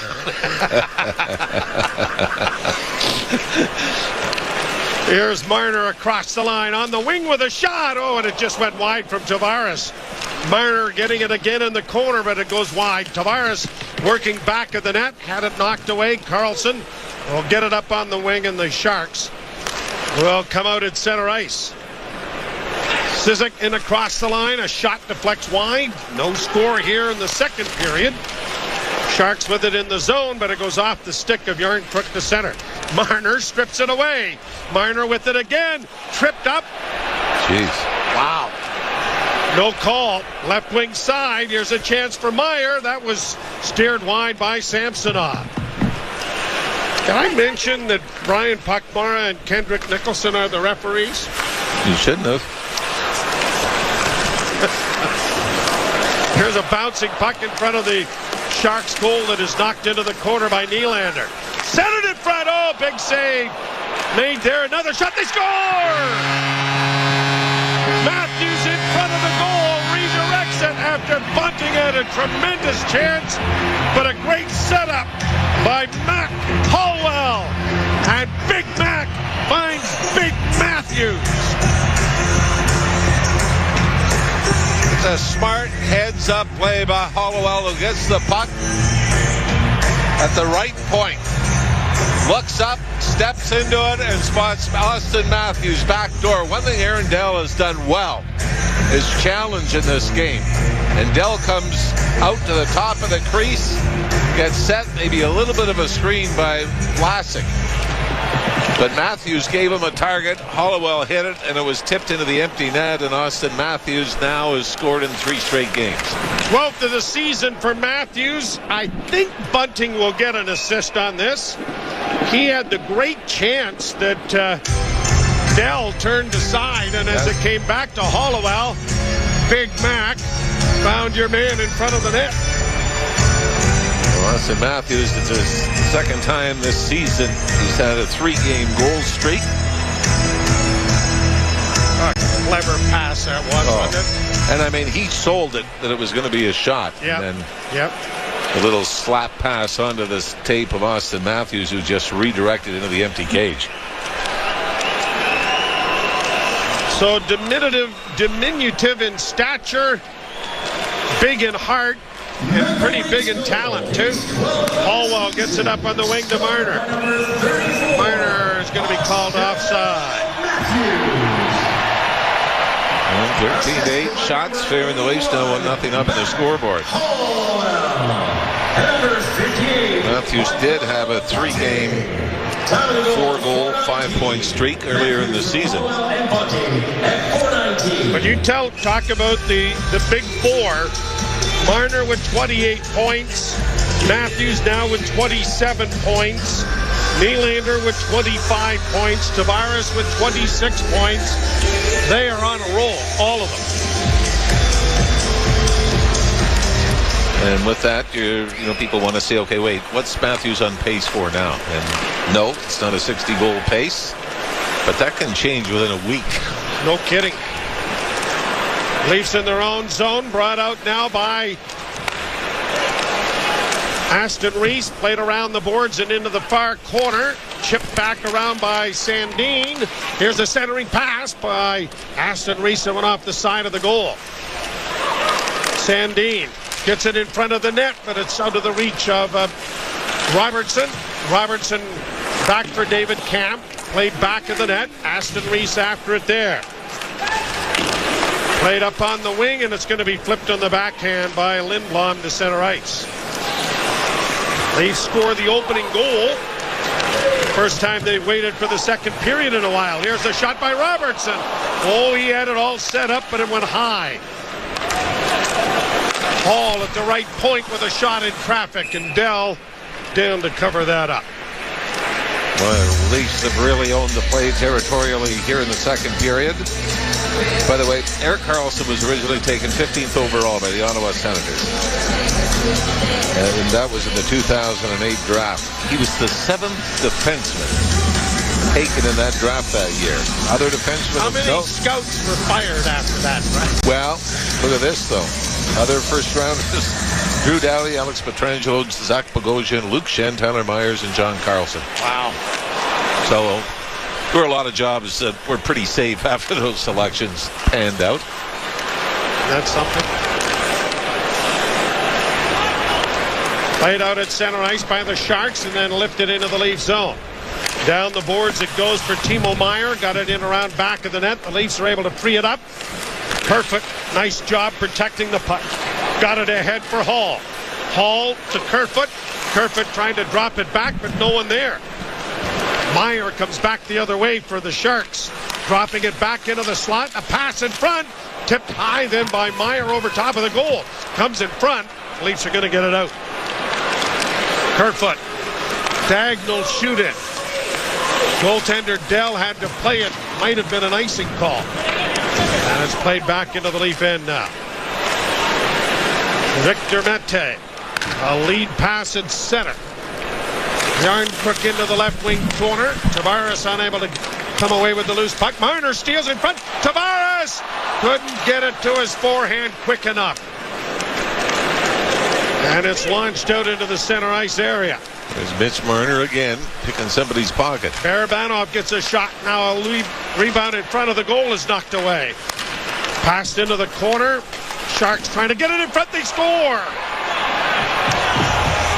A quick pass from behind the net. As Logan Couture jumped in behind the net. Matt Nieto, I think, is going to get credit for the goal. Very quickly, he throws it out to the top of the crease, and I think this goes 5-hole on Samsonov. He's not able to read the play and get down quick enough. He only had a split second to react. But you're right, Nieto has tied this game at 1 with 12:34 to go here in the second period. And right after John Tavares had a great chance at the other end. Victor Mete went down to try to block the pass out, but didn't hug the post enough. So you had both defensemen, he and Hollowell, both behind the net. Now a rolling puck in on goal is swallowed up by Ilya Samsonov and held for a face-off. Draw coming in the circle to the left when we return. Well, both teams on the board. Here in the second period, we're tied at 1. You're listening to Molson Leaf Hockey on Sportsnet 590 The Fan and the Maple Leafs Radio Network. Bet365, the world's favorite sports book. Place your bets before or after the game starts on the biggest sports like hockey, basketball, baseball, football, MMA, and soccer. But here's the best part. Bet365 is now available in Ontario. Download the app and see for yourself why Bet365 is the world's #1. Disclaimer, must be 19 years or older, Ontario only. Please play responsibly. If you or someone you know has a gambling problem, visit connexontario.ca. Pavlov's dog proved that irresistible incentives bring predictable results. Now, Nick Pavlov, broker Remax West, is proving it again.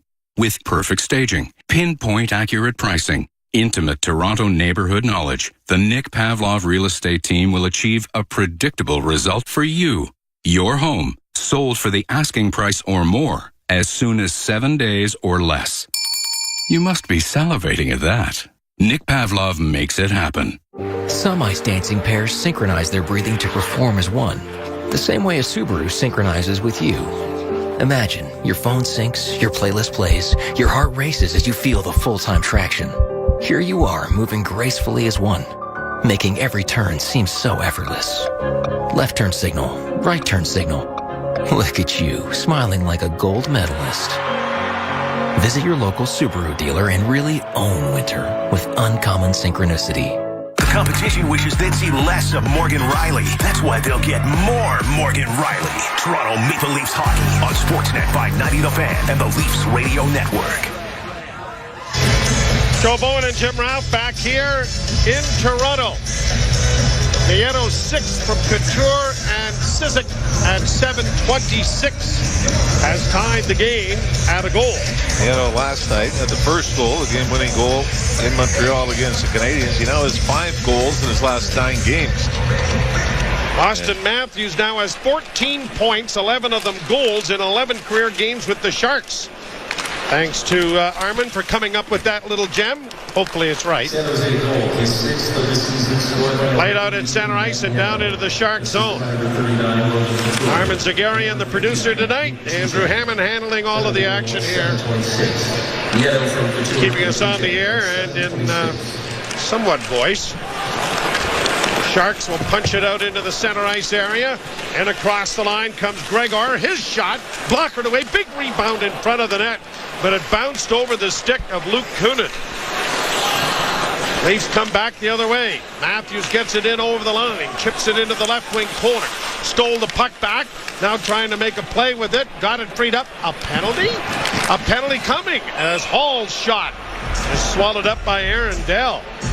Boy, this is where you give Austin Matthews a lot of credit. Maybe we could talk about penalties that could have been called earlier than this, but it was Matthews in on the forecheck, forced the turnover, and then it was the Sharks that were forced to turn and take the penalty. So the Leafs will go on the first power play this game, and it comes almost midway through the second period. Stissick gets the penalty for San Jose. But if Matthews doesn't pursue the puck and then win the battle, there's no penalty. This is just an easy chip it off the boards and get it out. It's a hooking call. And earlier than that, Joe, on the back check, Austin Matthews did a great job coming back. Yep. Sharks had an odd man rush up ice. Leafs are able to keep the puck in off the face-off win. Tavares into the corner, back to the blue line. It comes to Sandin on the far side. Marner trying to work the far boards, puts the brakes on. Down low it goes to Nylander. Back to Marner. Back to Nylander. Coming in front of the net. Stop. Another rebound in front of the net. Matthews had it bounce over his stick. Sandin rings the boards. Marner chipping it back. It comes to the line. Just kept in. Here's Tavares with it. Tavares down low. Marner tried to pull it back to get a forehand away. And it was knocked off his stick. I'll get this in quick. San Jose, the best penalty killing unit in the league. Here's Marner working into the far corner. Still has it. Chips it back to the blue line. Sandin back to Marner, far corner. Centering pass deflects into the near corner. Matthews gets there first. Back of the net, Tavares.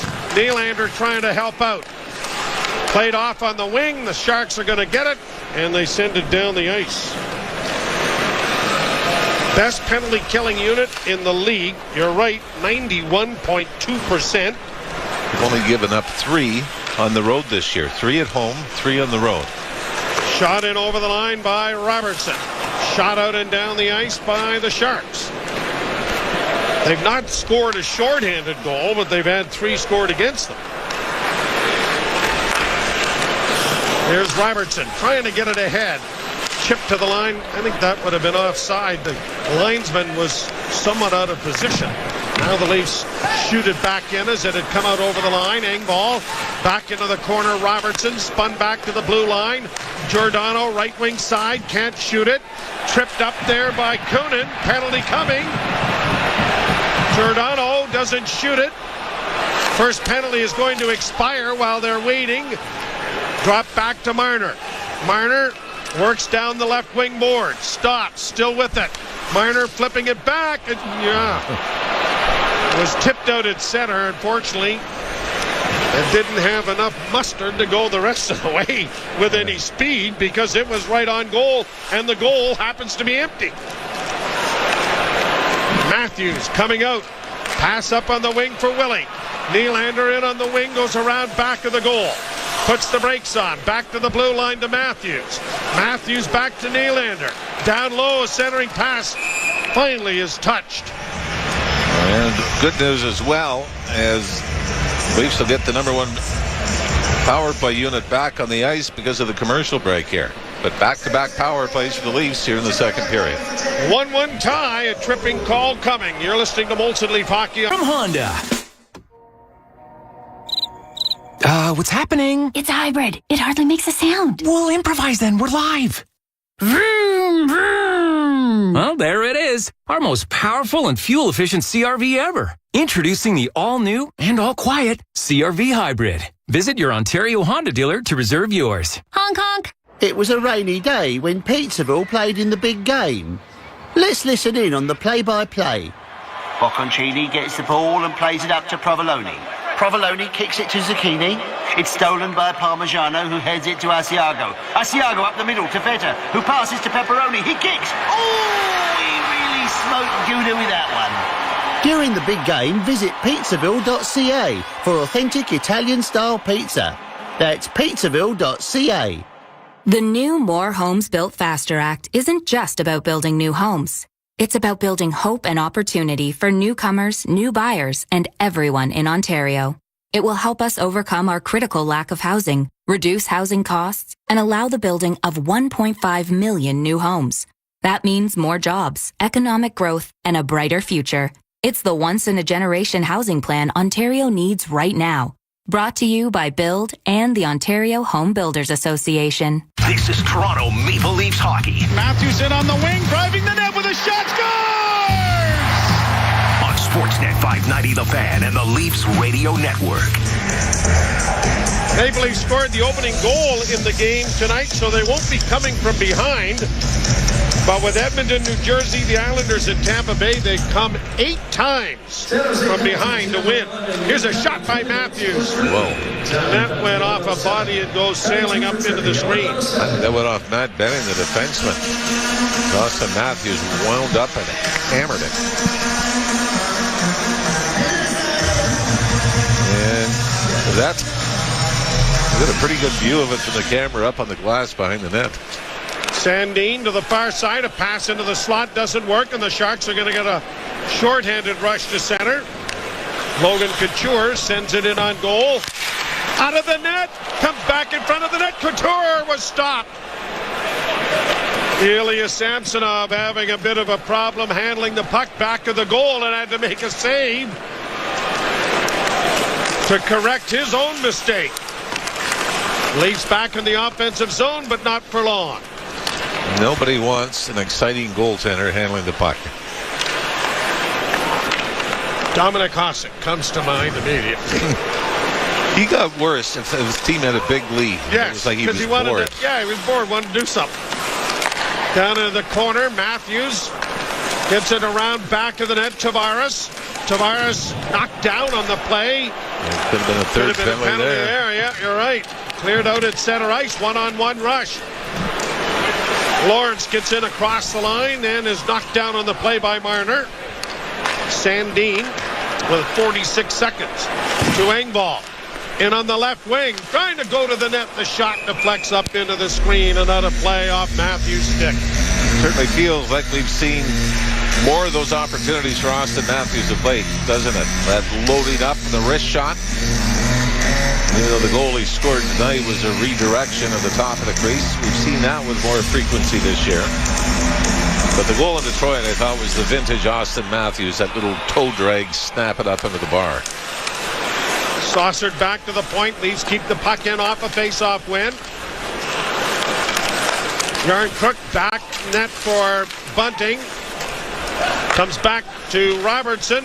Robertson closes with a shot deflected high over top of the net. And now here are the Sharks breaking. Couture in across the line. Guelph native has it stripped away by Robertson. Robertson down the left wing and in. Drop pass for Engvall. Back for Robertson. Chip to the front of the net. Stopped by Dell on the short side. At the point, Giordano a shot. Penalty is about to end and does. The Sharks get the puck out into the center ice area.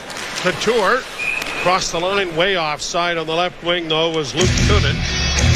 6:42 to go in the second period. Well, Leafs have had some opportunities, but the Sharks continue to impress on the penalty kill. There's at least just a slight edge in shots on goal now at 18-13. They've blocked a lot of shots as well. You're going to have a statistic that you're going to be really, really good at. This is the penalty killing one that your record would reflect. Yeah. Don't you? Bouncing puck down into the Toronto zone. Liljegren for Hall. Chipping it ahead, and it's cleared down into the Shark zone. Liljegren and Hall out here as a defense tandem. Whoa, that kind of rolled to the side of the goal. Both goaltenders having some anxious moments with funny rolling pucks. Now Liljegren steals, closes, and he couldn't have fanned on it any worse. Out at center ice come the Sharks, left wing side. Meyer in, stopped by Samsonov, and he sprawls to cover up on it. Boy, Samsonov, after you had the miss at one end, Liljegren got caught. Justin Hall was back, and Samsonov makes the play, although I'm not sure this is in any goaltender manual, because he ended up face down at the side of the net, well out of the play, but keeps the score tied at 1.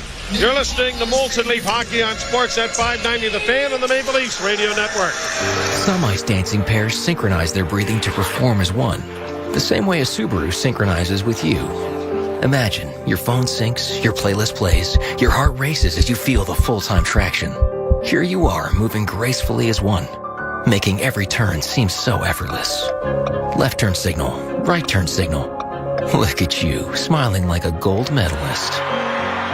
Visit your local Subaru dealer and really own winter with uncommon synchronicity.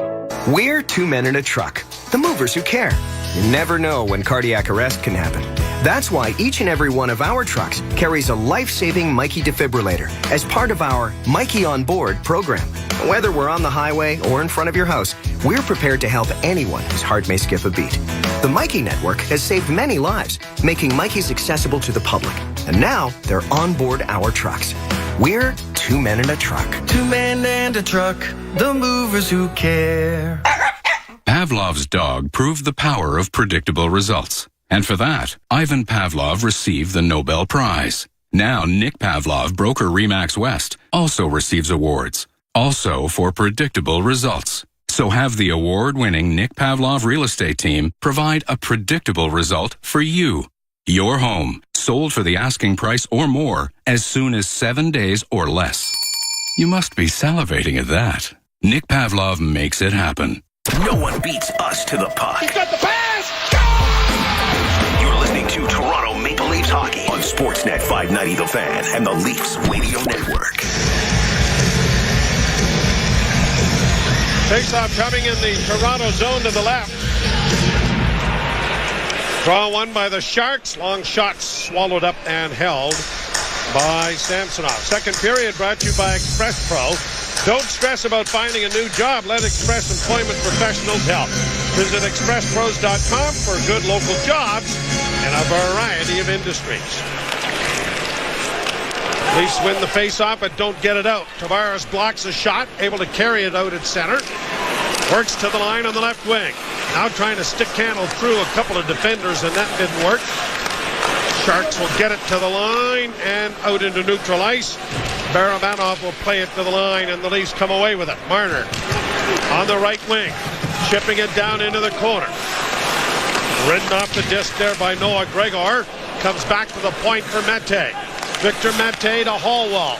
Into the corner to Marner. Fanned on a pass, but he gets it to Nylander. Nylander at the blue line. Trying to chip it back in. I think he was thinking that Marner was going to go that way, and he didn't, and then a long shot goes well wide of the lead goal. Out at center from Mete's pass is Matthews, dropping it back. Mac Hallwell sends it down into the Shark zone with 4:50 to play in the period. A 1-1 tie if you joined us late. Matthews for Toronto, Nieto for San Jose. At the point, Liljegren for Matthews. Puts the brakes on, works down the right wing board. Stutter steps to go back to the net with it. Had it knocked off his stick. Regained it there for Bunting. Bunting barging along the wall, but couldn't get away from the check. And the Sharks now send a long shoot in on the Toronto goal as they head for the bench. Matthews back in over the line. Couldn't keep it in. Icing is going to be waved off because the Sharks are in position. Nieto trying to get it back now for Kunin. His shot was stopped on the short side. Nylander back in with a shot. Good pad save made by Aaron Dell. Back and forth they go. Nieto in across the line on the right wing for the Sharks. Around back of the net too far. Hall for Toronto. Hurdle to the left wing boards. Works around back of the net. Tried to center, intercepted by the Leafs, and out at center ice it spun.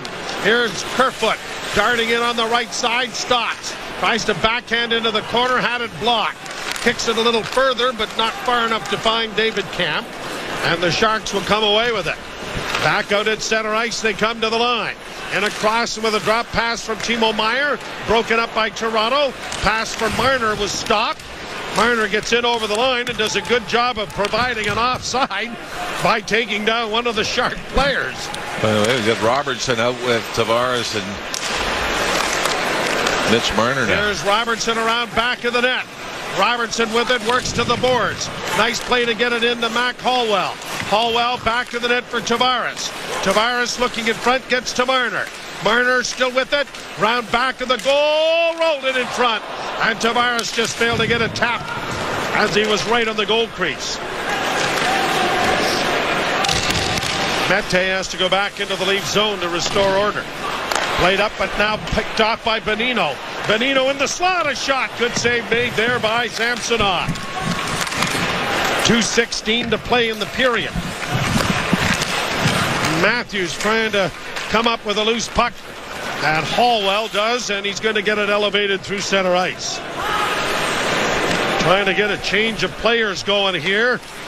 Hallwell can't get off. Into the corner, Liljegren. Toronto zone. Matthews up against the boards. Hallwell getting a free handoff there from Matthews. Is going to flip it high towards the goal. And he did a pretty good job there. He needed to get off the ice. Didn't want to have an icing. Put it right on the net. Leafs keep the puck in for Nylander. Couldn't get a shot. And it's going to go off the stick now and up into the screen out of play. Off the stick of Michael Bunting. Minute 32 left in the second period. Kelly Yarncrook had gone to the Leaf dressing room. But looking down at the bench, 2, 4, 6, 8, 10, 12, 13, 14. I think he's back now. Okay. That was back-to-back shifts that Robertson was out with John Tavares and Mitch Marner.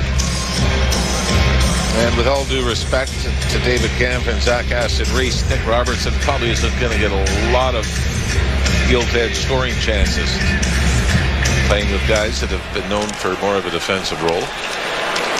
And the issue then, of course, is a long shot swallowed up here by Samsonov. You put him into the lineup, but the two top lines are playing pretty darn well. Yeah. So it's not like you can, well, you know what, we'll just take him out of here. No, Kerfoot is a perfect example.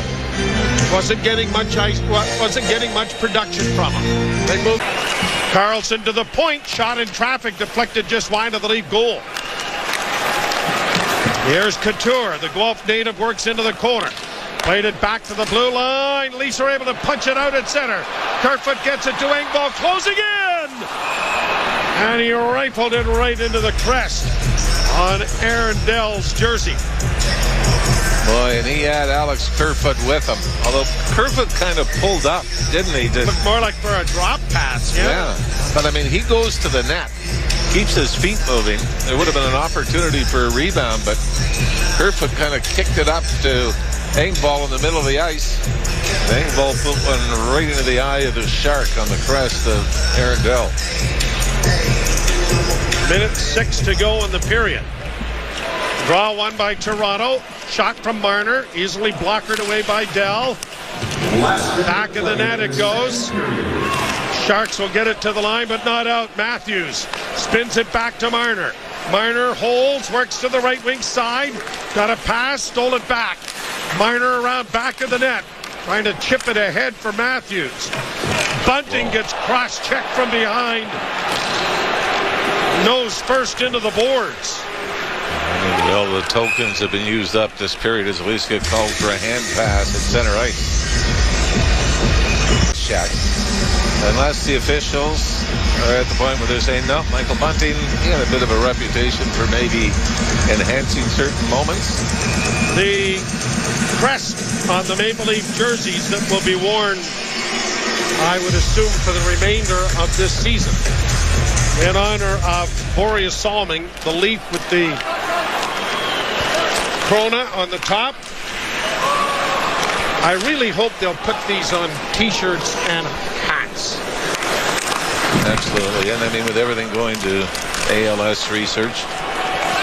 And to be at ALS Action Canada, which is different than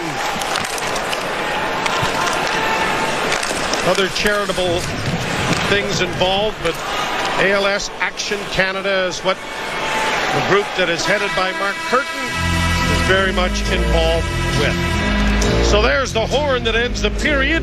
We get goals, one apiece. And that is the score at the end of 40 minutes, 1-1.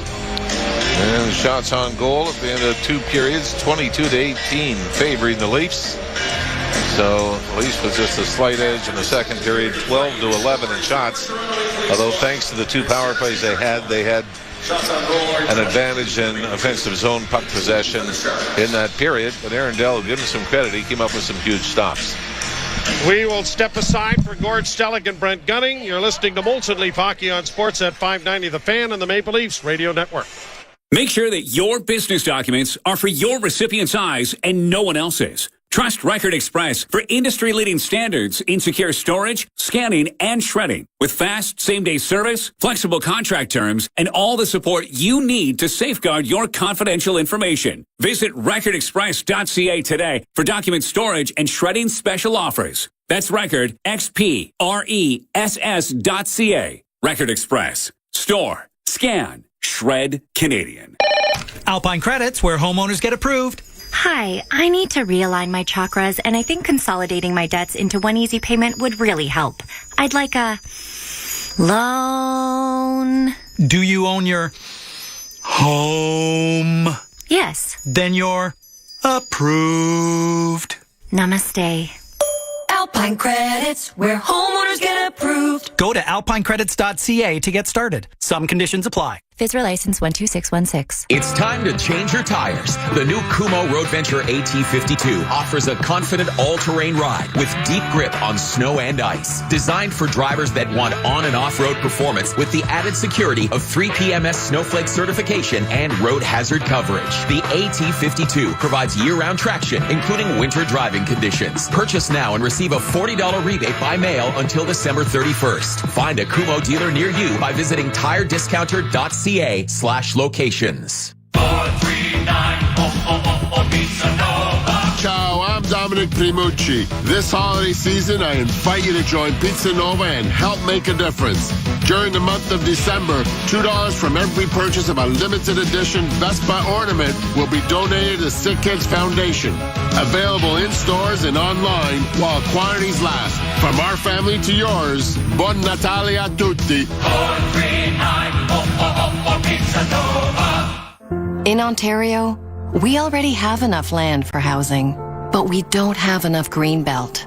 The Greenbelt's food, jobs, and clean water are counted on by millions of people. So why is it being given away to less than a dozen developers?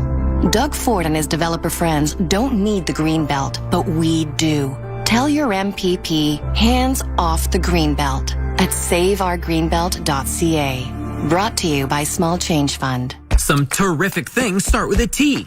Like Thornhill Toyota. Totally on trend, yet entirely timeless. And they want your trade-in. Come use the value of your current vehicle toward the one you really want. It's time to Toyota. Get a stretch lease of up to 64 months on all 2022 and 2023 models. Plus, up to 1% loyalty rate deductions are available. Don't forget, we pay top dollar for your trade, too. Visit thornhilltoyota.com for details. Come for the history, stay for the future. Thornhill Toyota, Dufferin North of Steeles, a division of Wayne's Auto Group. PC Optimum hacks are some of my favorite messages. Here's another great one. Hey PC, I love the biggest bonus redemption event of the year. It's my favorite way to save for Black Friday. I got $100 off today at Shoppers Drug Mart when I redeemed 70,000 points. That's an extra $30. We love it too. From hand cream and nail polish to piling up the PC Optimum points. That's how we make things better. PC Optimum points can be redeemed in store and online. The biggest bonus redemption event of the year runs November 25th to 30th. Exclusive to Shoppers Drug Mart. Restrictions apply. Details in store.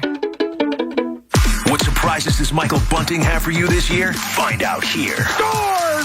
Michael Bunting! Toronto Maple Leafs hockey on Sportsnet 590 The Fan and the Leafs Radio Network. Here's a bouncing puck in front of the Sharks goal that is knocked into the corner by Nylander. Set it in front. Oh, big save. Made there. Another shot. They score! Matthews in front of the goal. Redirects it after Bunting had a tremendous chance. But a great setup by Mac Howell. And Big Mac finds Big Matthews. Hey, we love a nickname. Big Mac rolls off the tongue, and Poppy, Matthews, whatever you want to call him, he is getting on the board. That's goals in 3 straight for him. The bad news later on in the period is that the Sharks tied it up, so it is 1-1 after 40 minutes here at Scotiabank. Leafs continuing to outshoot these Sharks after 40, but Gord, much more of the same in that second period. Definitely good moments from the Leafs that you like and you can feel happy about, but plenty of moments going the other way. You know, it feels like they've given up more odd man, fast break rushes in this game than they have over the past 3 or 4 combined. Yeah, no, really is. I'm liking the in-house entertainment. You are. Original They're here. really behind the scenes with the guys. Yeah. Anyway, it just and I heard we're chatting off there with Joe and Jim, and I don't know about, again, the word typical first game back after a road trip, which it is. It seems like in a lot of ways that it isn't as common nowadays. But, yeah, kind of more of the same about lots of opportunities for the San Jose Sharks. The Leafs, pretty decent at times, but all in all, not the team we've seen the last, whatever it is, 5 or 6 games. Well, actually 7-0-2 in their last 9 games. And now we're starting to do the old Mitch Marner pull for him to get that point. Well, that would be nice. That would be nice as far as it goes, because that would be a big difference now when they're tied 1-1, needing that next goal. So it's kind of an intriguing game. Teams are playing fast hockey, not the most effective hockey.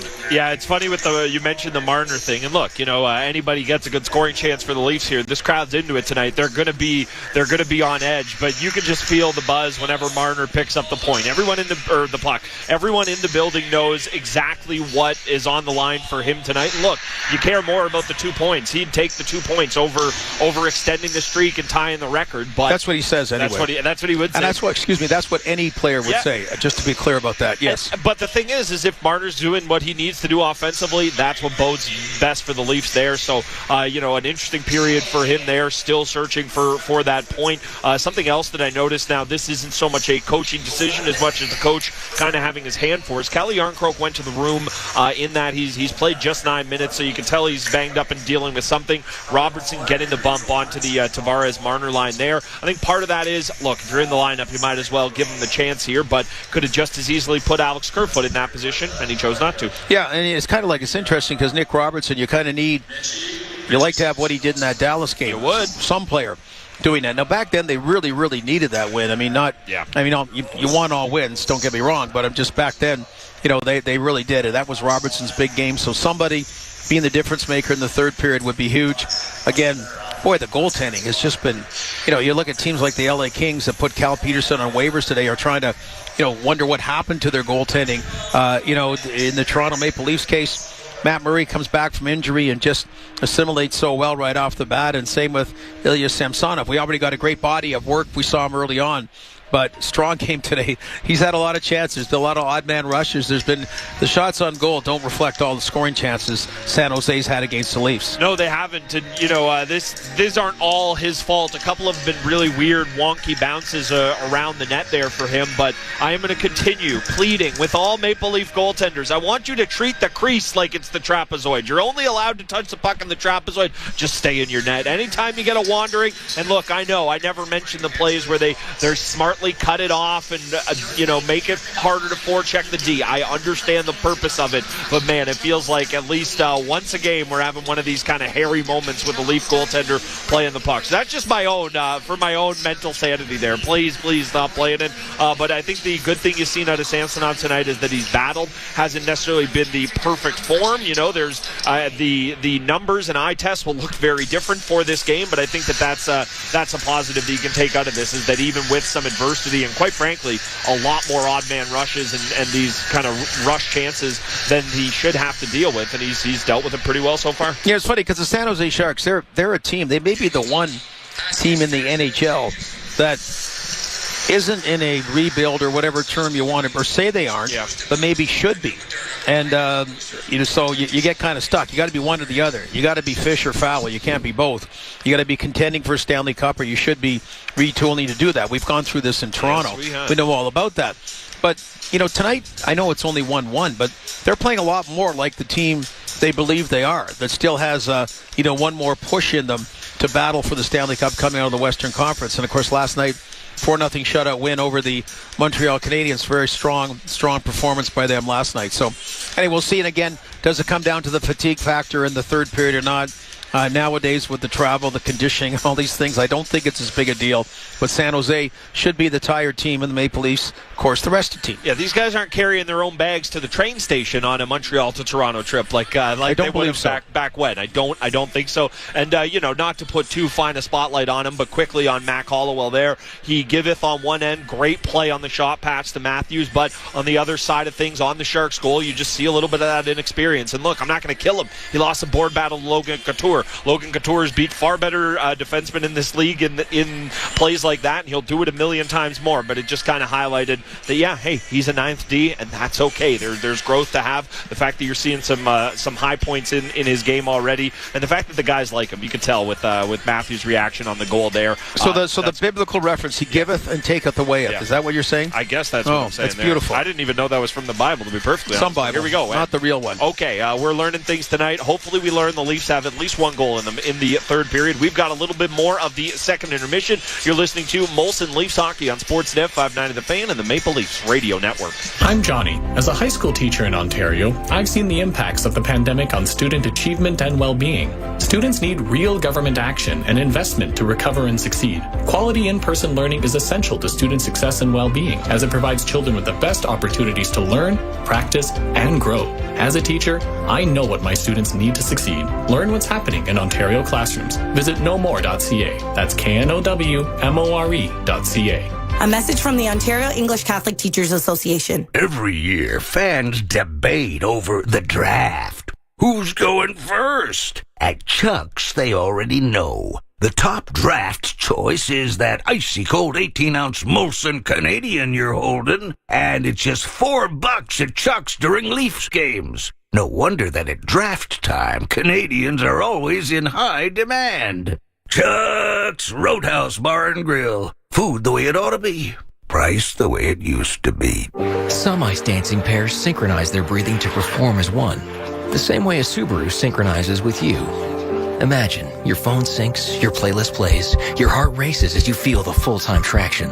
Here you are, moving gracefully as one, making every turn seem so effortless. Left turn signal, right turn signal.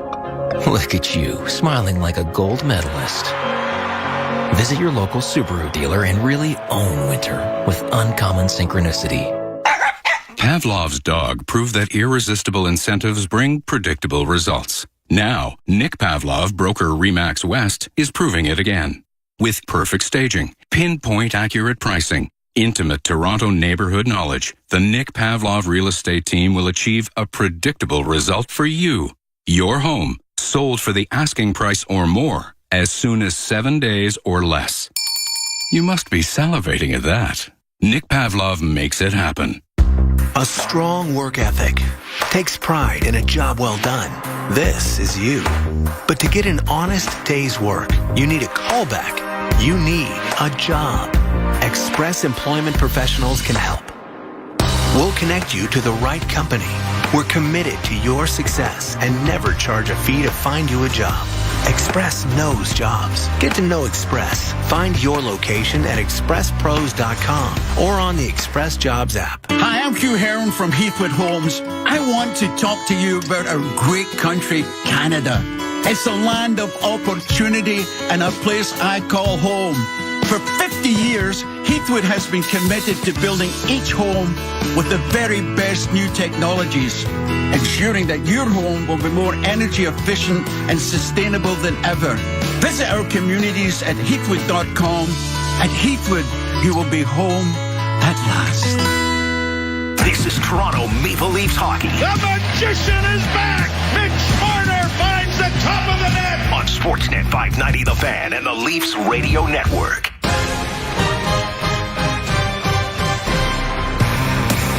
Barabanov gets a shot. Now a rebound in front of the goal is knocked away.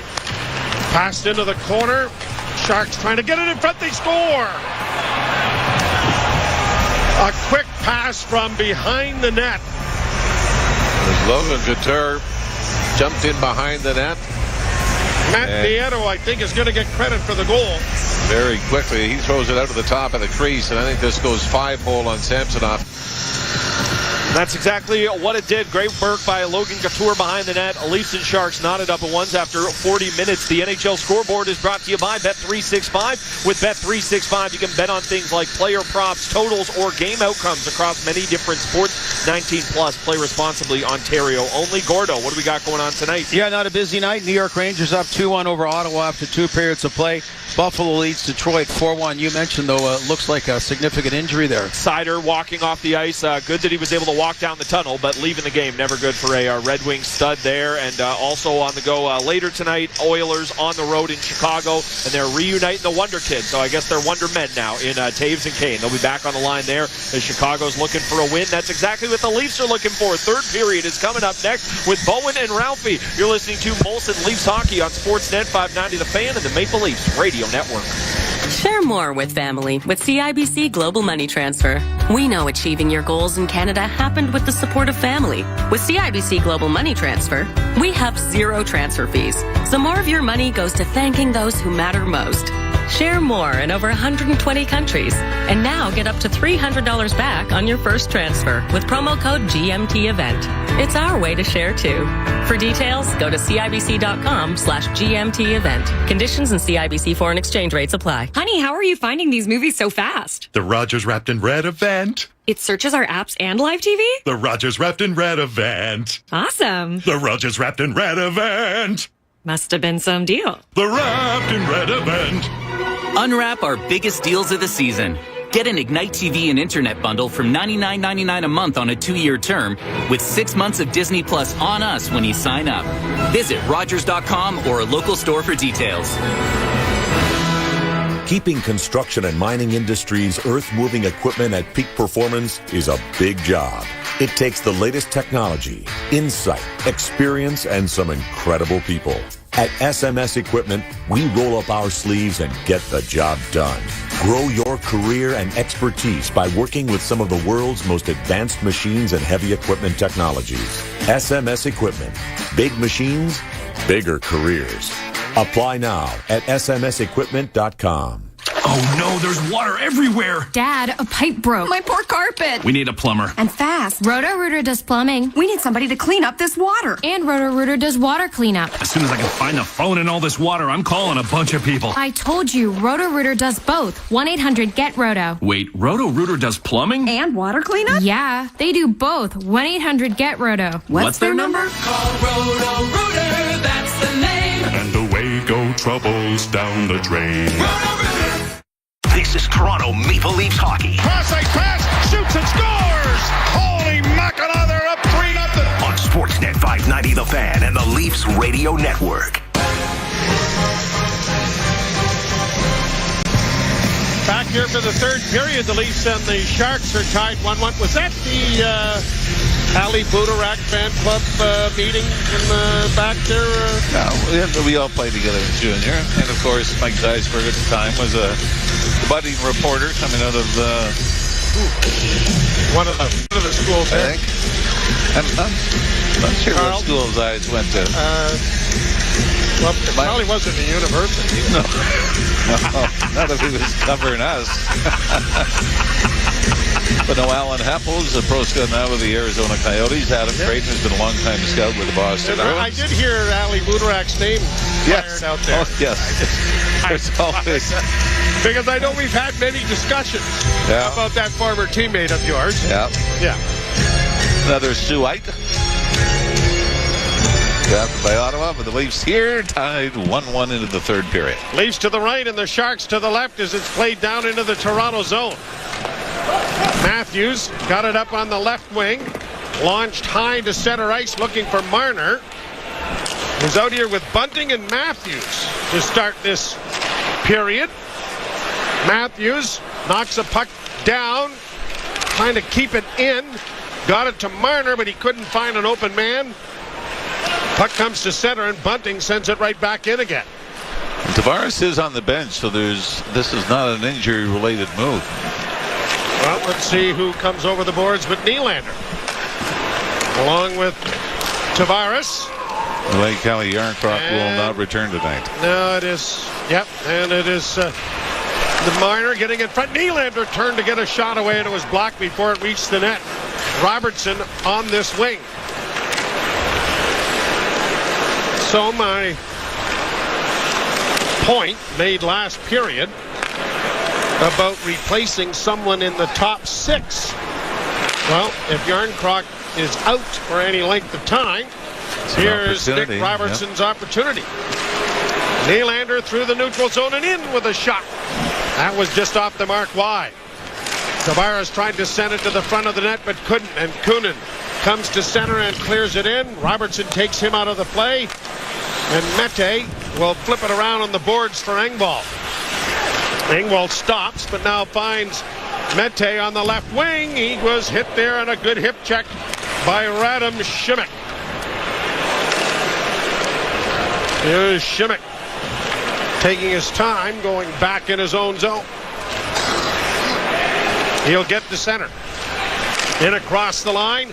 Long shot taken there by Svechnikov. Went high and wide of the net. Giordano.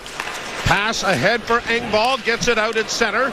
Kerfoot rolls it in. And here's Engvall hustling after it. Rolled it through the blue paint on a backhand pass. No one home. Back of the net, far corner. Camp knocks it down. One hands it around back of the net. And it's punched off the wall and down the ice, but it's going to be right on goal. And Samsonov is going to have to put the glove on it, hold it. A 1-1 tie. First period was scoreless. Matthews from Hallwell and Bunting. Then Nieto from Couturier and Civic.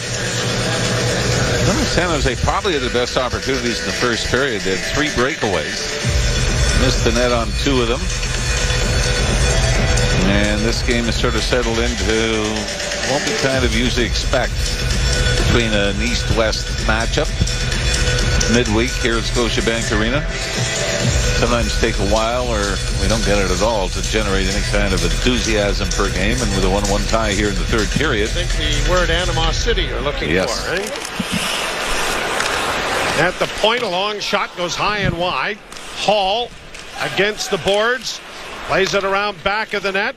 Giordano with a pass. It was off his stick, but comes to the line. Quickly sent to Nylander on the right wing. On over the line with a shot. And a blocker save made by Aaron Dell. Deflects that puck up into the screen and out of play. Not sure if Pontus Holmberg saw Willie Nylander on the right wing side or not. He just going to pick up the puck inside the Leaf blue line on the left wing side and then just fired a diagonal pass, a no-look pass, but right onto the tape of Nylander. The Boreas Salming crest on Nylander's jersey, I'm sure means a great deal to everyone, but specifically to any of the Swedish-born players, and maybe Willie a little more in particular. He's got 150 goals with the Maple Leafs. You know who he's tied with? Boreas Salming. Isn't that something? 43rd most by a Swedish player in the National Hockey League. Here's Sandin. Hit around back of the Toronto goal. Long bank pass to center. Marner pushed it forward for Bunting. Bunting comes back. Sandin got it ahead. Matthews is able to backhand it in. Marner will pursue, but Vlasic, the veteran, got it to the line, but not out. Now to Marner, going to the net. Marner trying to center in front of the goal. Oh, and Bunting could not get his stick on it, and it trickled ever so enticingly through the blue paint until Dell was able to sprawl on it. And Michael Bunting is not this season. For the very first game of the year in Montreal, first goal of the year that the Leafs had an empty netter in Winnipeg, and then a 2-goal game in Pittsburgh. The Leafs' first visit to play the Penguins in Pittsburgh. Leafs' next action is in Tampa Bay on Saturday. Here's a shot that deflects high into the left wing corner. Mete playing the puck around the boards to the far side. Hallwell unable to keep it in. Marner backing up the pinch and gets the puck back at his own blue line. Bunting will play it into the zone. Hallwell thought about pursuing it, but then thinks better of it. And the puck comes along on the right wing side, and Nick Bonino gets it to the far wing, but it bounces into the San Jose bench. And a face-off coming in the neutral zone. Well, Matt Hollowell, I don't know where he felt he was on the depth chart coming into the season, but probably did not think he was going to get an opportunity at the NHL level. But with all the injuries he's been put in, and injuries here and with the Marlies. Yes. Yeah. What you've had now is back-to-back games where he's recorded an assist, and they both come on goals by Austin Matthews. Leafs win the draw. Shot in by Hall. Around the boards near side. Simic trying to get it in loose. Now Tavares works into the corner. Back of the net. Nylander couldn't come up with it. Works into the near side. Nylander back to the point. Shot there by Giordano. Was stopped. The rebound in front of the goal was knocked away, and Dell had to make a good right leg save. Sharks in on the left wing. Pass in, a deflection was just wide. May have gone off of Samsonov as well. Did he get a piece of that? I don't think so. I think this was just kind of airlifted up and over. Robertson playing it through center and down into the Shark end. Dell dishing it off to Carlson. Carlson to center. Up on the right wing and into the zone. Hurdle to the left wing with a shot that was blocked on the far side. Kicked ahead now for Kerfoot. And Kerfoot skates to center. Kerfoot got it ahead for Camp. A little bit too far then for Engvall.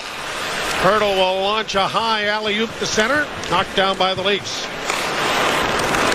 Played ahead for David Camp. On to Engvall, who tried to redirect the puck over to Kerfoot. That didn't work. Sharks will get it back at center ice. Leafs waiting for a player change. Sandin for Mete. Chipped ahead at center. Intercepted by the Sharks. Played back in over the line. And turning with it there is Mete. Mete got it out. Grabbed off now by Nylander. Nylander chipping into the left wing corner and going in there after it. Matt Benning plays it up on the wing but doesn't get it out. High into the air to the blue line and out now. And Nylander tracks it down for Hallwell, who sends it down into the Shark end. Aston Reese could not get it. Puck along the boards. That's drawn a scrum with 13:48 to play here in the third period. Tied at a goal. Holmberg trying to pry it free. Puck does come free. Back to the point now for Nylander. Nylander walked the line, tried to send it in front. Holmberg didn't get to it. Neither did Aston Reese. Played off the boards to center ice. Leafs with it in their own zone. Justin Hall lays it back there for Giordano. Giordano back to Hall. Hall got it ahead there for Bunting, and it ends up going into the Shark bench. And Michael Bunting's got himself into another push and shove session, and then Mark Giordano comes over to add a little more push to the shove. Yeah, that's. I'll take care of my little brother. I know he gets into trouble sometimes, but I'm going to pop in and say hello. Sometimes? Well, I was being polite. He's like that little brother that you're dragging out of a fight almost every night. 13:08 to play. We are still tied at 1 here in the third. You're listening to Molson Leaf Hockey on Sportsnet 590 The Fan and the Maple Leafs Radio Network. Ooh, speedy scooter for my daughter. Yes, quick outfit options for mom. Fast runners for my brother. And checkout.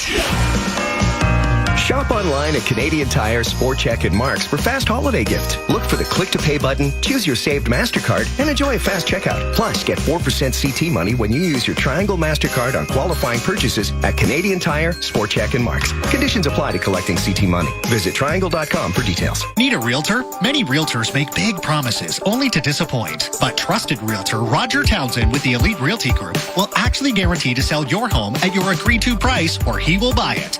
Amazing! The Elite Realty Group. Their name is their promise backed up in writing. That's because Roger Townsend has over 17,000 buyers in his exclusive buyer and waiting database. Call 647-370-9500. 647-370-9500 and start packing.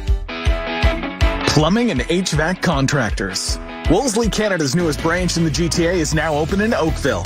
Join Wolseley and speak to some of the top vendors in the industry for the grand opening event, Thursday, December 8th from 10 a.m. until 2 p.m. There'll be food, door prizes, raffles, giveaways, and more. Plumbing and HVAC contractors, you won't want to miss this event. 2400 Winston Park Drive, Oakville. Partner with Wolseley Canada. Your project, our priority. Join the rush. This is Toronto Maple Leafs hockey on Sportsnet 590 The Fan and the Leafs Radio Network. Leafs will embark on a 2-game road trip through Tampa Bay and Dallas, Texas. After tonight's game with San Jose. Back-to-back Florida's not on this trip. No. And we used to have so much fun doing Alligator Alley at 2 o'clock in the morning. Bouncing puck to center. Leafs back in their own zone. Liljegren tried to get it in off the stick of Marner. It does get into the Shark zone. Swept around the boards by Jacob Magna, and the Sharks are out. At center ice, played in over the line now by Lawrence, the Kitchener native, but he couldn't come up with it. Played down into the Toronto zone. No icing? Yes, there is icing. Well, the San Jose Sharks, as we mentioned, shut out the Montreal Canadiens last night. 14 times this season, the Sharks have given up 4 goals or more in a hockey game. Only the Anaheim Ducks, who have done it 15 times, lead in that category. So they have found something here in their defensive game. But as we've said coming into this one, they've been much better on the road this year than at home. Anyway, 6-5 on the road. One of their rare wins at home came against Toronto. Face-off won by Toronto. Nylander playing it around back of the net. Cut off there by the Sharks.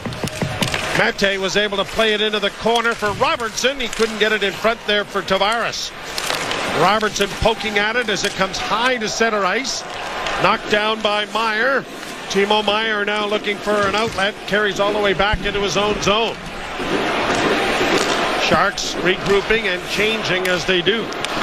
Played out at center ice by Toronto. Just out of the reach of Nylander, but now he gets it back. Pass for Robertson. Played around the boards and into the near corner. 11:48 to play in the third. Tie 1-1. Sharks play it down into the Toronto end. Giordano, who has been outstanding 5-on-5 this season. 373 minutes, 52 seconds. He's been on for just 7 even strength goals this season. John Marino of New Jersey is tops in that department. What about you go back to the first period, the 2-on-1 break that Giordano broke up? That's one thing that you'll hear about a lot of defensemen. Nick Lidstrom, I know, comes to mind as being one of them, where they said even though they may have lost a step with their speed and everything else, which is natural as you get older, the intelligence and the experience that have gained throughout their career, they have actually found a way to make their own game easier. I think you could probably look at Zdeno Chara in a lot of ways like that. The other thing with Chara that didn't hurt, he didn't get any smaller the older we got. Yeah, he showed up at the rink 6'7", or what? No, he's bigger than that, wasn't he? Oh, yeah, 6'9", I think. 6'9", I think. Here are the Leafs now in over the line. Engvall plays it into the corner for David Kampf. He's taken to the boards. Engvall couldn't strip it away, but he gets help there from Kerfoot. Back to Engvall, curling out. He was tripped, but no call. Now the puck's underneath him, and he's going to get a stick right where he doesn't really need it. As the Sharks get it out at center ice. Play it down into the side of the Toronto net. Lawrence trying to get it back to the point. Send it around back of the net. Comes to the side of the goal, and it's going to be covered up by goaltender Ilya Samsonov. 10 minutes and 27 seconds left to play here in the third period. What do you think of the Sharks' new jerseys? I like them. I mean, they're very simple, kind of clean cut, a little more old school. And I'm a fan of the retro Leaf jerseys. I like the extra piping on the top. Of all of the ones that we've seen, these are the ones I... Well, he has to scamper back to his defensive position. Mete forces it around back of the net. Matthews couldn't get to it. Hallwell has it bounced by him. Luke Kunin gets wide but can't get around on a good defensive play at the other end of the rink. Played down into the Shark zone. Mete backed up his defense partner, did a pretty good job. Sharks hurdle to center. To the line with a move. trying to work in, got a shot away, then a rebound, and a good save made by Samsonov. Back to the point it comes. Kept in by Carlson. A shot in traffic went wide. Back of the net. Giordano got a pretty good slash in there. Now the puck is caught up in some equipment. And the Leafs are going to get it free. And Hall gets it out at center ice. Timo Meier can't get it in cleanly, and now fired by Kevin Labanc down into the Toronto zone. Pontus Holmberg almost gave that puck away. I think the crowd helped here as Giordano was heading to the bench. And better have been some chirping from the bench, too. Yeah, I would hope. Long rolling puck's going to turn into an icing against Toronto. So maybe the backup goaltender says, I better not open the door. No. Although, that is not the... He doesn't have the very best seat for that because it's about 3 players up. Yeah. Where the door actually opens. Did you have to open the door? Oh, yeah. How were you? Were you a good door opener? I did it quite a bit. It was mostly when I got pulled. They wouldn't even open the door for me to come off. Oh, yeah. No. I wasn't going over the boards. No, you weren't. Long shot bounces. Doesn't make it through. Hall, a bank pass too far for Nylander. Played out and down the ice on the right wing side, though, for Couture. Into the corner, the Sharks curling with it. Back it goes to Carlson. Carlson closing, shot right off the mask. Right between the lookers of Samsonov. Back to the point it comes. Nieto to Carlson. Carlson works with a shot in traffic, deflected just wide. Cleared away from harm's way. Now the Leafs trying to break it out. Nylander will get to center ice and just chip it in. 8:12 to go in the third. A 1-1 tie. Brought to center ice and in. Mete leaves it there for Hallwell. He gets it up on the wing on the left wing side. Kerfoot's pass doesn't reach Engvall, and it's shot back into the Toronto end. Shots are 25-22 in favor of Toronto. David Camp for the Leafs in over the line. Got it around back of the net. Kerfoot tried to chip it in front but failed. And now the Sharks are going to be able to skate it out. Through center and dumped in by Gregor. Sharks are in a real rebuild. The general manager, Mike Greer. Now the Sharks with a shot that is blocked. Leafs break out in center with Engvall. He's going to chip it in on the left wing as the rest of his mates have gone to the bench. Matthews line coming over the boards. Sharks get it through center and then curl back into their own zone. Kevin Labanc dropping it off now for Matt Benning. Sharks trying to stretch things out a little bit. Fed ahead then by Vlasic in on the left wing, and a shot taken there by Steven Lorentz. Ends up going up into the screen and out of play. We are tied at 1s with 6:50 to play here in the third period. You're listening to Molson Leaf Hockey on Sportsnet 590 The Fan and the Maple Leafs Radio Network. Join Bet365 now and discover the power of the world's favorite sportsbook. Watch thousands of live games. Build your own bet. You can even bet on games while they're still being played. Seriously. And if you can't watch the games live, we'll alert you to any changes. Nice. We're the world's favorite sportsbook, and this is no ordinary betting app. Must be 19 or older. Ontario only. Please play responsibly. If you or someone you know has a gambling problem, visit connexontario.ca. Hi, I'm Hugh Herron, Chairman of Heathwood Homes. Tradition means a lot to us. Our reputation for quality, service, and customer care are all part of Heathwood's tradition, and that has made us the most successful new home builder. Thousands of people are now proud to be living in a Heathwood home in one of our many outstanding communities, and you can too. Visit heathwood.com to learn all about our fabulous communities. With Heathwood, you'll be home at last. Make your next career move with 2 men in a truck. The company is hiring motivated and enthusiastic team members for mover, driver, and customer service positions. And if you're looking for more, professional advancement is always a possibility. In fact, 75% of 2 Men in a Truck managers started in frontline positions. Now is the time to apply. Visit 2meninatruck.ca and click careers. 2 Men and a Truck, the movers who care. This is Toronto Maple Leafs hockey. Johnny Torado!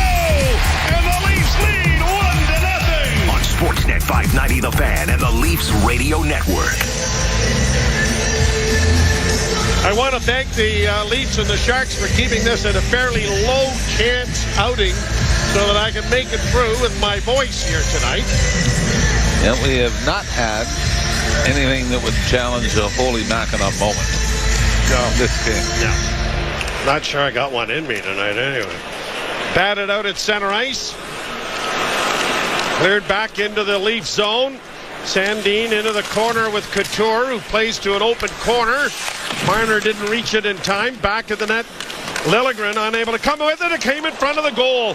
And as it was rolled towards the net by Barabanov, on the road thus far this season. Bunting had a roll away from him. Carlson slowly taking it deeper into Shark territory. And the Leafs are changing, so Bunting can't pursue. Played back down into the Toronto end. Hallwell sends it around on the boards. Quickly played ahead by Robertson. Tavares through center. Tried to work in. Almost skated through Willie Nylander, who was kind of caught at the blue line. Now a long shot taken there by Robertson. Couldn't get it in front of the net on the rebound off the glass. Comes back to the point. Chipped in there by Hallwell. Kept alive by Tavares. Played high to center ice now by the Sharks. Robertson. A pass on the wing for Camp didn't work. Brought in now by the Sharks. Hustling back was Robertson. Robertson got it up on the wing. The Leafs are in over the line. Nylander tripped up and a penalty coming here. And the Sharks may not be thrilled with this. They had a man dumped just seconds before. Timo Meier was dumped right at the Leaf blue line. That caused the turnover. Nylander takes it the other way and draws the penalty. It'll be the third power play of the night for the Leafs. You're listening to Molson Leaf Hockey on Sportsnet 590 The Fan on the Maple Leafs Radio Network. Alpine Credits, where homeowners get approved. Hi, I'm looking to upgrade my kitchen. Bathroom, Mom. We need an extra bathroom. Emily, hang up. Ugh, this is so unfair. Sorry about that. No problem. I need a loan for some home renos. Well, do you own your home? Of course. I'm the owner. Then you're approved. Enjoy your new kitchen. Bathroom! Alpine Credits, where homeowners get approved. Go to alpinecredits.ca to get started. Some conditions apply. FSRA license 12616. Ugh. TSC has amazing gifts ready. Because the holidays are better when we're celebrating together. Save all season long with exclusive daily offers on brands like iRobot, L'Occitane, KitchenAid, and Ron White. Wrap up all your holiday shopping at TSC and easily find the gifts everyone is wishing for, so you can enjoy every moment of the holidays. Shop now at tsc.ca. Today's shopping choice. It's the Black Friday event at Rona and Lowe's. Until Wednesday, enjoy great deals in-store and online, such as 30% off on 3.78-liter cans of Seco interior paint. This offer is valid on Seco Prestige, Endurance, Evolution, and Specialty Paint. With great deals such as 30% off Seco paint, we have everything you need to refresh your decor and on your budget. Certain conditions apply. Details in-store or online at Lowe's.ca or Rona.ca. Going all out for the Go Leafs Go. Go Leafs Go. Go Leafs Go. This is Toronto Maple Leafs Hockey on Sportsnet 590 The Fan and the Leafs Radio Network. Ninth best power play against the league's best penalty kill. 5:16 to play third period. Tied at 1. Tavares wins the draw. Sandin to Marner. Marner down low into the corner to Nylander. Back in the center for Tavares. A shot. Good save made there by Dell. Kept in now by Nylander. Coming to the front of the net. It rolls into the goal crease. And it is shot down the ice by San Jose. Boy, great strip of the puck by Willie Nylander. There was Matt Benning going back for it. Nylander lifts his stick and took it to the net. Matthews through center to Marner. Marner into the corner, had to go off his stick. Corralled now by Matthews. Back to the point, Sandin. Quickly to Nylander. Nylander looks. Back to Sandin. To Matthews, closing. Down low, centering pass. Tavares. Stop the rebound. Stopped by Dell. Another stop. Dell covers up. Boy, you talk about the saves of the game right there. John Tavares right out in front, then Willie Nylander on the backhand, then Willie Nylander again on the forehand. And Aaron Dell, agile on the Sharks' net and able to keep this game tied at 1. A great puck movement. Great setup from Nylander. And Aaron Dell has made a couple of big stops, and even though there's 1:08 to go here in this Leaf power play, they're going to take a timeout here? I think they are. So Sheldon Keefe, it was smart. He gets the second unit on the ice. They skate around for a bit, and then they decide to call the timeout, so that got them an extra 20 seconds or so. Well, one of the things that is on the line here in the next 4 minutes and 24 seconds is a 17-game point streak by Mitch Marner. And he had a couple of good setups there. The one to Tavares that you mentioned. Boy, he's so good out in front of the net. You get a little 2-foot pass to him, and that thing is at... and like I said, I mean, the thing with Mitch Marner and the elite players in the league, in the history of the National Hockey League, have had that. We sit up here, look down on the ice, and we can see everything that's going on around the ice. That's how Mitch Marner sees it. If you sit down by the glass, you're reminded of how fast this game is, how little space there is on the ice. But Mitch Marner sees it like you would as if you were playing a video game. Yep. Draw controlled by the Leafs. Back to the point, on the boards now, far side Matthews. Stops, holds, circles. Back to the point to Sandin. Sandin shot in traffic, was blocked. And it's shot down the ice by the San Jose Sharks. I don't mind that, Sandin, saying let's just get it to the net and look for a rebound.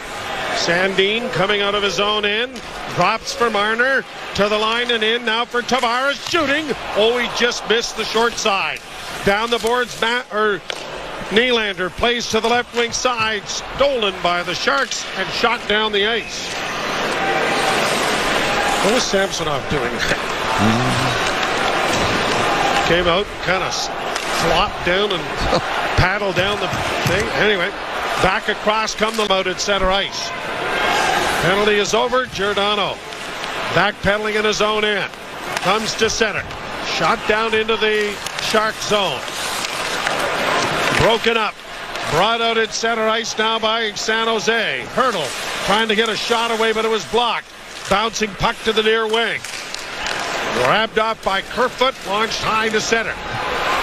Engvall raced after it, but couldn't beat Carlson to the puck. Now Carlson gives it away to Hallwell, who sends it around the boards. Engvall up against the boards, trying to protect it. 2:39 to go. Comes back to Hall. Didn't get the shot through. And Hurdle will get the puck out in center, only to have it intercepted by Camp. Camp to Kerfoot. Long shot. Big rebound. Score! Pierre Engvall gives the Leafs the lead with 2:27 left.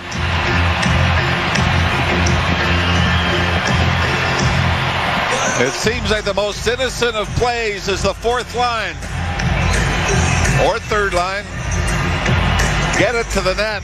Alex Kerfoot just snaps one from the left wing side, well above the face-off circle. It goes low glove off the pad of Dell onto the stick of Engvall, who beats Benning to the puck and snaps it into the empty side to give the Leafs their second lead of the game, this one with 2:27 to go. Third of the season for Engvall. And is there an issue here? Hold on to that. No, San Jose's taking a timeout. Of all the great opportunities the Leafs had on the power play, and this is how they're able to manufacture a goal. Well, I mean, Alex Kerfoot coming into this game hasn't scored in 17. Kemp hasn't scored in 16, but they're both on the ice to set up Ehringvall, who scores his second in 16 games. Isn't it amazing? So if Mitch Marner is going to improve, maybe an empty netter, you thinking? I was just thinking that. You know, Marner has 23 points in 17 consecutive games. Darryl Sittler had 33 points in his 18 games. 17 goals, 16 assists. Eddie Olczyk, 11 goals, 17 assists, 28 points in those 18 games. So we'll keep an eye on Aaron Dell. He's edging out of the net. There he goes. Played down into the corner. Marner got it freed up as it comes around the boards. Back on the far side. Couture back of the net. Centering pass. Knocked away. Comes out for the Leafs on the wing, but not out. Carlson had it chopped out at center by Marner. Carlson gets it again, fanned on it. Matthews trying to get it to Marner. Marner with an empty net. No, he tried to pass to Bunting. And it didn't work. Sharks back into the zone. Hurdle back to the net. Giordano got it freed up. Back to the point it comes. Carlson to the far side. Back to Carlson. Shot in traffic. Blocked. Chipped ahead by Bunting. Marner looking for the empty net. Missed the goal. You don't think everybody in this building knows what's going on? He does it again. Marner with an empty net. Scores! Holy Mackinac, he's done it.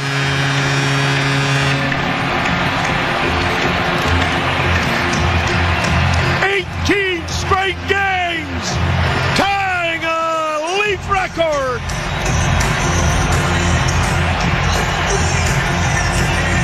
A great pickoff by Alex Kerfoot in the Leaf zone. Then the heads up, look for Marner in the middle of the ice, and this time, Mitch Marner is a little more selfish and will fire it in on his own, and the Leafs with 1:11 to go are up 3-1. And a chance for Marner to set the franchise record in Tampa on the weekend. I think the best part about all of this is how much they like each other. You know, that's just a great team approach. We're going to get this for you somehow. And surely they did. Sharks back to the attack, centering. Dell's gone to the bench again. Less than a minute to go. Long shot into the chest of Samsonov and Hell. And this crowd still on their feet in the announcement of the Mitch Marner goal. And as you said, everybody in this building knows exactly what that meant. An important empty netter put the Leafs up by 2, but a standing ovation. Hey, they want him to get up and take a bow. Get up and take a bow, Mitchie. Oh, boy, there you go. There you go. Pounds his heart. Cleared into the crowd. Alex Kerfoot. Like we said, even though Alex Kerfoot has struggled to score goals, he made that huge defensive play, the interception, and then had his head up to look for Marner wide open in the middle of the ice. Hey, good call on the empty netter there, Mr. Ralph. Well, I thought he and Matthews were both a little too unselfish, and they had the opportunities earlier. Played around the boards, half a minute to go in the third. Centering pass, comes back to the blue line. Nylander almost intercepted. Carlson to the left wing side, shot in traffic, deflects wide. Ilya Samsonov has had a very strong game, and a 1-goal against here, and this return to action would certainly get him feeling very good about his game. Tavares racing after a loose puck, but Carlson will get back. 8 seconds left, and the Toronto Maple Leafs are going to go 11-1-4 since they left California. Well, 11-1-3 in the month of November, so they're managed to do what they did last year. Last year they went 12-2 in November. After a not-so-great October and start to the season, but the Leafs have also won 5 in a row. Their point streak is now at 10. They're 8-0-2 in their last 10. And really, the only regulation loss was in Pittsburgh, or at home to the Pittsburgh Penguins. 4-2 here at Scotiabank Arena. So you knew it was going to be a tough game coming back. You had the 4-game road trip. You come back for one. It's not a division rival. And it was, I don't want to say it was a struggle, but it was hardly a masterpiece, but the Leafs found a way to win. And again, it comes at a moment where you've got the third/fourth line on the ice because of the injury to Yarncrook. They had to do some juggling. But let's say Mitch Marner, I think, tying the Toronto Maple Leaf record with Darryl Sittler and Eddie Olczyk, is my vote for player of the game. All right, and the player of the game is brought to you by Bet365. Bet365 is the world's favorite sports book with 80 million members worldwide. 19 plus. Play responsibly. Ontario only. Leafs win it 3-1. We're back with you on Saturday night when the Leafs will tangle with Steven Stamkos and the Tampa Bay Lightning. And we'll ship it off to Gord Stellick and Brent Gunning for the post-game show. You've been listening to Molson Leaf Hockey on Sportsnet 590 The Fan and the Maple Leafs Radio Network. Hi, I'm Hugh Heron from Heathwood Homes. I want to talk to you about our great country, Canada. It's a land of opportunity and a place I call home. For 50 years, Heathwood has been committed to building each home with the very best new technologies, ensuring that your home will be more energy efficient and sustainable than ever. Visit our communities at heathwood.com. At Heathwood, proud partner of the Toronto Maple Leafs. PC Optimum hacks are some of my favorite messages. Here's another great one. Hey, PC. I love the biggest bonus redemption event of the year. It's my favorite way to save for Black Friday. I got $200 off today at Shoppers Drug Mart when I redeemed 130,000 points. That's an extra $70. We love it too. From hand cream and nail polish to piling up the PC Optimum points. That's how we make things better. PC Optimum points can be redeemed in store and online. The biggest bonus redemption event of the year runs November 25th to 30th. Exclusive to Shoppers Drug Mart. Restrictions apply. Details in store. Now streaming on City TV Plus, Jeffrey Dean Morgan and Carla Gugino star in the intense new thriller, Leopard Skin, a diamond heist gone wrong. When we were ambushed, they knew we were coming. Full of secrets. I need someone to bring me the diamonds. Betrayal. One of the bags is missing. And murder. We're not making it out of this alive. When no one can be trusted, it's everyone for themselves. Have faith there is some way out of this. Leopard Skin, now streaming on City TV Plus with Prime Video channels. This is you staying home this winter. I should have worn long johns under my long johns. This is you on a Sunwing winter getaway. Ooh, I should have worn shorter shorts. It's so hot here. I'm sweating tears of joy. With big savings up to $3,000 per couple on winter getaways, you get more under our wing. Sunwing's Cyber Week sale is on now until December 4th. So contact your travel agent or visit sunwing.ca. Some ice dancing pairs synchronize their breathing to perform as one, the same way a Subaru synchronizes with you. Imagine your phone syncs. Look at you, smiling like a gold medalist.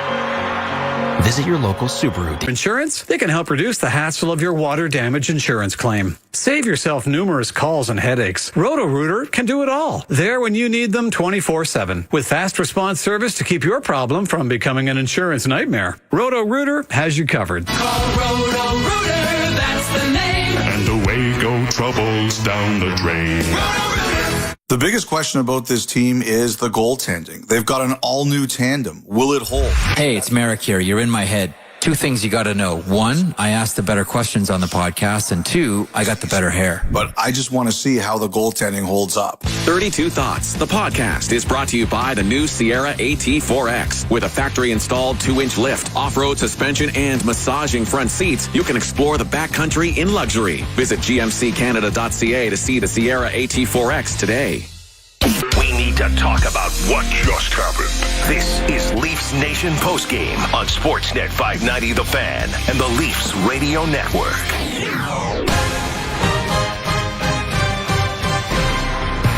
Chipped ahead by Bunting.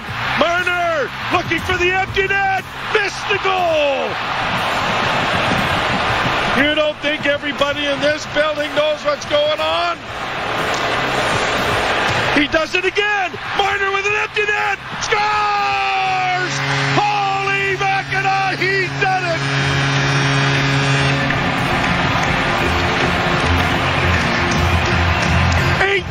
Straight games, tying a Leaf record. Joining a pretty exclusive club alongside Daryl Sittler and Eddie Olchuk as Leafs with points in 18 straight games. Not included in that wonderful clip of Joe Bowen's wonderful call there was the 2-on-1 that Mitch Marner decided I should pass when there's an empty net. That was a case of I'm going to be so unselfish, I become selfish. But we don't have to talk about that because he ended up getting the empty netter and the Leafs walk away with a pair of points. But Gordo, we have a lot to get to here. A pretty different Leafs game from what we've seen from the past, but man, what a hairy ending, all centered around Marner, and good on him. Kudos. He gets the job done, and he now holds a share of the record. Well, leave him laughing, leave him happy. That's where the Maple Leaf fans left. But it was a kind of a boring third period till Pierre Engvall made it 2-1. And yeah, different kind of game, not the same kind of excitement as the other games. I mean, a lot to be understood about coming back, first home game after the long road trip. But man, when Marner went to the epitome of being unselfish, he almost cost the team the game because they did not only did they not score the empty netter, San Jose came back with some glorious chances to tie it up, and then it's like the worst shift of Marner's life, and he ties the record. The guy's had so many great shifts, so many great goals, so many wonderful assists, and even he kind of did. He was shaking his head when he went to the bench. Bench was really happy for him. Nice to see. Guy's had a phenomenal year. He's had a phenomenal career so far, but a real phenomenal year. This is the year kind of he's set himself apart. Last year, Matthews kind of set himself apart more, and so nice to see this record. And whether he breaks it the next game or not, he's in pretty a rarefied air with Daryl Sittler and Eddie Olchuk. Yeah, he certainly is. Now, I don't know how superstitious he is, but I have bad news for Mitch Marner. What's that? Now, he's been... Kudos to him. Like, he is so brave for growing whatever we're going to call this mustache he's been growing throughout November. That's pretty sad. It is really Thank sad. God November's over. Is that what you're saying? Well, hold on, though. He's riding an 18-game point streak. Can he go and shave his, again, I don't even know. Wouldn't make a difference, really. Well, only we would know if we had the microscopic camera we have on him right now, nice and close to his face. But yeah, I don't know that he can shave it. I know Movember's over, and hey, kudos to everyone who did a lot of job raising a ton of money, and it felt like 97% of the NHL was taking part, so I know Marner had to. But yeah, Gord, I don't know that he can shave the wispy hairs that he has there. Okay, but you know what? I don't know. Hey, you guys are younger, like modern day people and superstitions. I don't know. Not as much. I am the most superstitious person of all time. Like when the Leafs had Game 7 last year, I was convinced, because I didn't wear my JT shirt to the park when I took my kid there, I was convinced that I played some part. Well, because I was trying to switch up the luck. I wore the shirt, and then they lost Game 6. You're overthinking it. Well, see, this is the problem. See, this is why I always have to ask how superstitious people are, because I am the most superstitious person of all time. But we don't need to talk about my idiosyncrasies. We should probably talk about the Leafs. Just kind of putting a bow on Marner. It was funny. You mentioned it there. So once they had the 2-goal lead there, everybody could kind of relax. There was still some time left in the game, but which other guys wanted what? Well, Nylander certainly did. Nylander, Tavares, a few of them. Yeah. So the camera lingers on Marner on the bench there, and it's just funny. It's one of those moments. You know, if he was a baseball player, he comes out for a curtain call, and we don't think anything of it. But because of our, hockey culture, or maybe he's superstitious and doesn't want to jinx it, he was even so sheepish to just do, he didn't raise his hand, he just kind of slightly waved at the camera there. It was kind of wave of somebody who really doesn't want to see anybody, but then he did the heart pump, right? He tapped the heart kind of, which was anyway, nice to see. He's a hometown area kind of guy. Mike Ross, the PA announcer, announced Mitch Marner's name, and then didn't announce the assist for a while. So that was nice theater as well. Let everything kind of resonate and percolate, and the fans liked it because they wanted to jump in and show their appreciation. So ended up being a real nice moment and a real exciting finish to the game. Yeah, it did. And, it's funny. We've seen, just in the past couple seasons, we've seen some special things, right? Matthews getting 50, Matthews getting 60, franchise points records, point percentage records, all of these things. And for Marner to kind of get to have his moment there, not that he doesn't get his due, Lord knows he does, but for him to have so often, when Matthews gets his moment, Matthews gets his moment. And when we're talking about Marner in there, he doesn't always stand alone. So it was nice for him to kind of get it, and he was there first star of the night. And they paired them together a lot more tonight. So that was another part. That's what I wanted to talk about in the third period there. It's always a interesting line to walk with a guy like Sheldon Keefe. I could make the argument either way that you would say, you know what, that's good coaching, not panicking just because your team hasn't got offense for a couple of periods. You should keep the lines that you've had that have worked. But obviously it worked out well for them in the third here that they were able to get the win. But Keefe was quick to go back to the pairs we most often see. So Marner and Matthews, and then Nylander with Tavares there. So what did you make of that? Did that, I don't want to say it's a panic move because it worked, but Sheldon Keefe, that's the kind of two sides of the coin. You could go with more of a team that would kind of ride out these stretches and let lines kind of stay together, build more chemistry, but Keefe obviously is not shy at all about kind of mixing and matching even within game.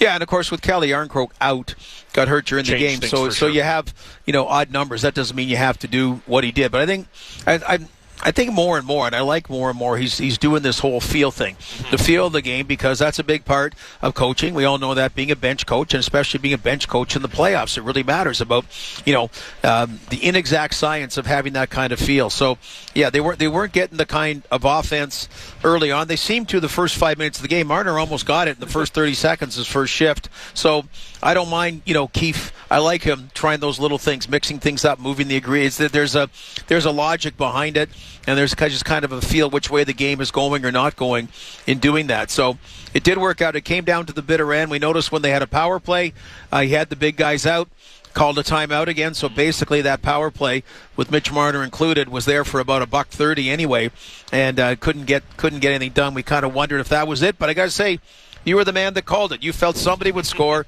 and Mitch Marner. See, if Zach Hyman was still here, he wouldn't get the empty netter. No, he wouldn't have got it. Zach is the king of the... That was the perfect nickname for him, because he was a vulture out there. And I don't mean that. He was cheating for his goals. We all know Zach Hyman works hard for all 200 feet of the ice. But, yeah, it was amazing how he would seem to find another level and always find the goal. We should probably talk about the goal that actually won them this game. No knock on Marner for his wonderful empty netter there. But two of the more frustrating Leaf forwards connecting on that goal, Kerfoot and Engvall. These are both guys who, in terms of the way they're built, they're kind of polar opposite of each other, and they also leave you wanting just a little bit more. We've all talked about Pierre Engvall and how you see he's 6'5", he skates like the wind. You just wish there was a little extra in there. And Alex Kerfoot, he's never going to be Nazem Kadri, and he's never, he makes $3.5 million. That's always going to be a talking point around him as well. So the fact that it's those two combining for the Leafs game winner is just kind of funny. Yeah, Kerfoot's got to make a lot more happen offensively. He really does. And in this case, Aaron Dell, rebound. We're so hard on goaltenders now. We think there's supposed to be no rebounds, but I think this one was kind of justified. Yeah. Pierre Engvall was tied up by Matt Benning. Matt Benning was pretty ticked off because, he had 95% of Engvall except the stick. Yeah. And that's the one part you got to have. So, good on Pierre Engvall, being the opportunist and putting it in. And that just woke up the building and got everyone going. And, to the point we're talking about, Kerfoot's only got one goal this season, and he still only has one goal this season. This was just the third for Engvall. They're not expected to be 25. Kerfoot being a 25 goal scorer is not. I thought Pierre Engvall said he wanted to score 20 goals this year. I seem to recall that being a quote. He was going to be the Ilya Mikheyev, right? And he was kind of making strides that way. But they need someone to replace Ilya Mikheyev's goals from last year. Yeah, they do. And so we talked about shorthanded. That's where so much of it came. But even just giving them a different dimension, and not that this team lacks speed completely, but Mikheyev was just another kind of guy who just shot out like a bullet out of his own defensive zone so often. And it just kind of forced the defense to answer different questions than a Leafs bottom six now that, I still like it, but even when he's in the lineup, Dennis Malgin, not a burner. David Kampf, not a burner. Zach Aston Reese, not out there to use his speed. He's out there to use his guile and his hard work and all of that. So it's just a different look down there. Another player we should probably talk about, Nick Robertson. When Yarncroke goes down, he's the guy who got the bump into the top six there. He played alongside Tavares and whoever Tavares was at any moment. And sorry if we're a little distracted here, but we've got some fights in 3-on-3 overtime in Buffalo between the Wings and Sabres there, or that'd be Detroit, I guess. But yeah, it's fun to see. Sorry, just a no problem. Talk about Nick Robertson, and the one I like is, and he did it that Dallas game when he scored twice. Like I've seen him come back, really hustle, and make some strong defensive plays. And I thought he'd get it again tonight. Now, one of them was based on one of his giveaways, but again, Sheldon Keefe's talked about there's other areas of the game that he's got to get better at and learn at. But I mean, to me, and I guess I'm biased in his corner. I thought he exhibited that again tonight. Now, if Yarncroke's out for any portion of time, then he could get more ice time. The forwards have been healthy compared to the D, relatively. So there's always different decisions that Sheldon Keefe has to make game to game. Yeah, the thing with Robertson is there are definitely going to be a few moments that will get spotlighted tonight of rough turnovers. He had the moment where his shot got blocked in the first period. That created an odd man rush the other way. He had a couple of kind of questionable zone entries that ended up going the other way as well. But to your point, it felt like he was the first man back every time, and even just trying to watch him away from the puck, he was doing a good job of, these are relatively basic things, but I think these are the details that Keefe talks about, covering his point. If it was Hollowell or Sandin or somebody who would go in and kind of make a rush to join the cycle, Robertson was always getting back or making a point to do that. So, I think he's understanding that, and it's, he almost had the goal in moments in to start the game. He shot it right through Aaron Dell, and it just kind of squeaked out the other side. So I thought that was a pretty strong game from Robertson. There are definitely moments that you can quibble with, but I think that it's a solid building block. And, it's tough. This is the thing about it is, Dennis Mulligan has been good, and he's definitely a different mix. If Yarncroke is hurt, obviously it's kind of a moot point. I think Robertson naturally slides back in, but that's going to be that's why it's important for this team, I think, especially coming off a game like this, to find ways to continue to get him in. I'm not saying he has to be in the lineup the next time out, but you can't be going these 4 or 5 game stretches where he just doesn't see the ice, especially if he's going to play like this. No, exactly. And another point about tonight is you talk about Austin Matthews getting a little Joe Thornton in him, just in general. Joe Thornton wasn't a guy that played overly physical, but about 2 or 3 times a year he would just get pissed off, like Austin did last year, that Buffalo game. You don't want to get suspended all the time. Stand Darlene. I don't know what it is. So this game tonight, I would have liked the Joe Thornton-Nazem Kadri fight and the pull of the beard. Do you remember that? Like this had none of that physicality tonight. There's no real intensity between Toronto and San Jose. They only play twice a year, but I still think of that. That's still kind of surreal, seeing the two of them go at it. And then you see later on they're picking up shreds of Joe Thornton's beard from center ice in that particular fight. So anyway, little San Jose Shark memories. We don't get a lot of them. They only come one time per season. No, it's funny. The only other one I have is not a Leafs Sharks memory, but you mentioned Joe Thornton there, and they don't let you do this anymore, so maybe I shouldn't be promoting it. But him and Joe Thornton and Jamie Benn had a fight, and they just squared off at center ice, and it was like Roman gladiators. Both backed off. They motioned to each other. Do you want to take the helmets off? And then they tossed them aside and threw down. And you're not allowed to do that anymore. But man, was it cool to see. We should probably focus on the Leafs tonight again. The goaltending, I think that was obviously not a question mark, but a curiosity coming into this one. You've got a guy in Samsonov who's been really solid for this group, but you never know how a goalie's going to look coming back from injury, and I'm not going to say he was flawless. There were definitely some questionable moments, including handling the puck, but he made the big saves when they needed him to. Well, and recently, being 7-0-2, now they're 8-0-2 in their last 10 games. They had run into a lot of weak goaltending, very fortuitous goaltending for the Leafs. That wasn't the case tonight. Aaron Dell, I thought, played really well in goal for Sam. He came up big. I mean, he's a big. When it was 1-1, it very easily could have been, say, 4-2. Yeah, it could have been, and I think that's what you need from Samsonov, and now this poses a really interesting question to Sheldon Keefe of what do you do with your goalies, because, a controversy would be the best case scenario because both guys are going well, but, we know this market gets loud about things that don't matter, and who your starting goalie does, so I think that's going to be just something interesting to watch going forward. I imagine they kind of trade off here going forward. Maybe Murray gets a touch, more of a 60 60-40 split or like a 45-55, if you will, until somebody kind of proves themselves to be the guy. But when you look at how Samsonov looked tonight and you look at how Murray has looked in the games that he's played, it's really hard to knock any decision that Keefe is going to make. And, the thing was when Shalgren was here, it was easy. Whichever your two starters were there, you're going to go with him over Shalgren more times than not. So just being able to have that question for Keefe, I'm really curious to see how he handles it going forward. Well, I think ideally a 1A, 1B, and so 50-50 be fine. These guys haven't been around long enough to really have a controversy. Usually it's someone who's an incumbent and somebody new comes in and just, hey, depth.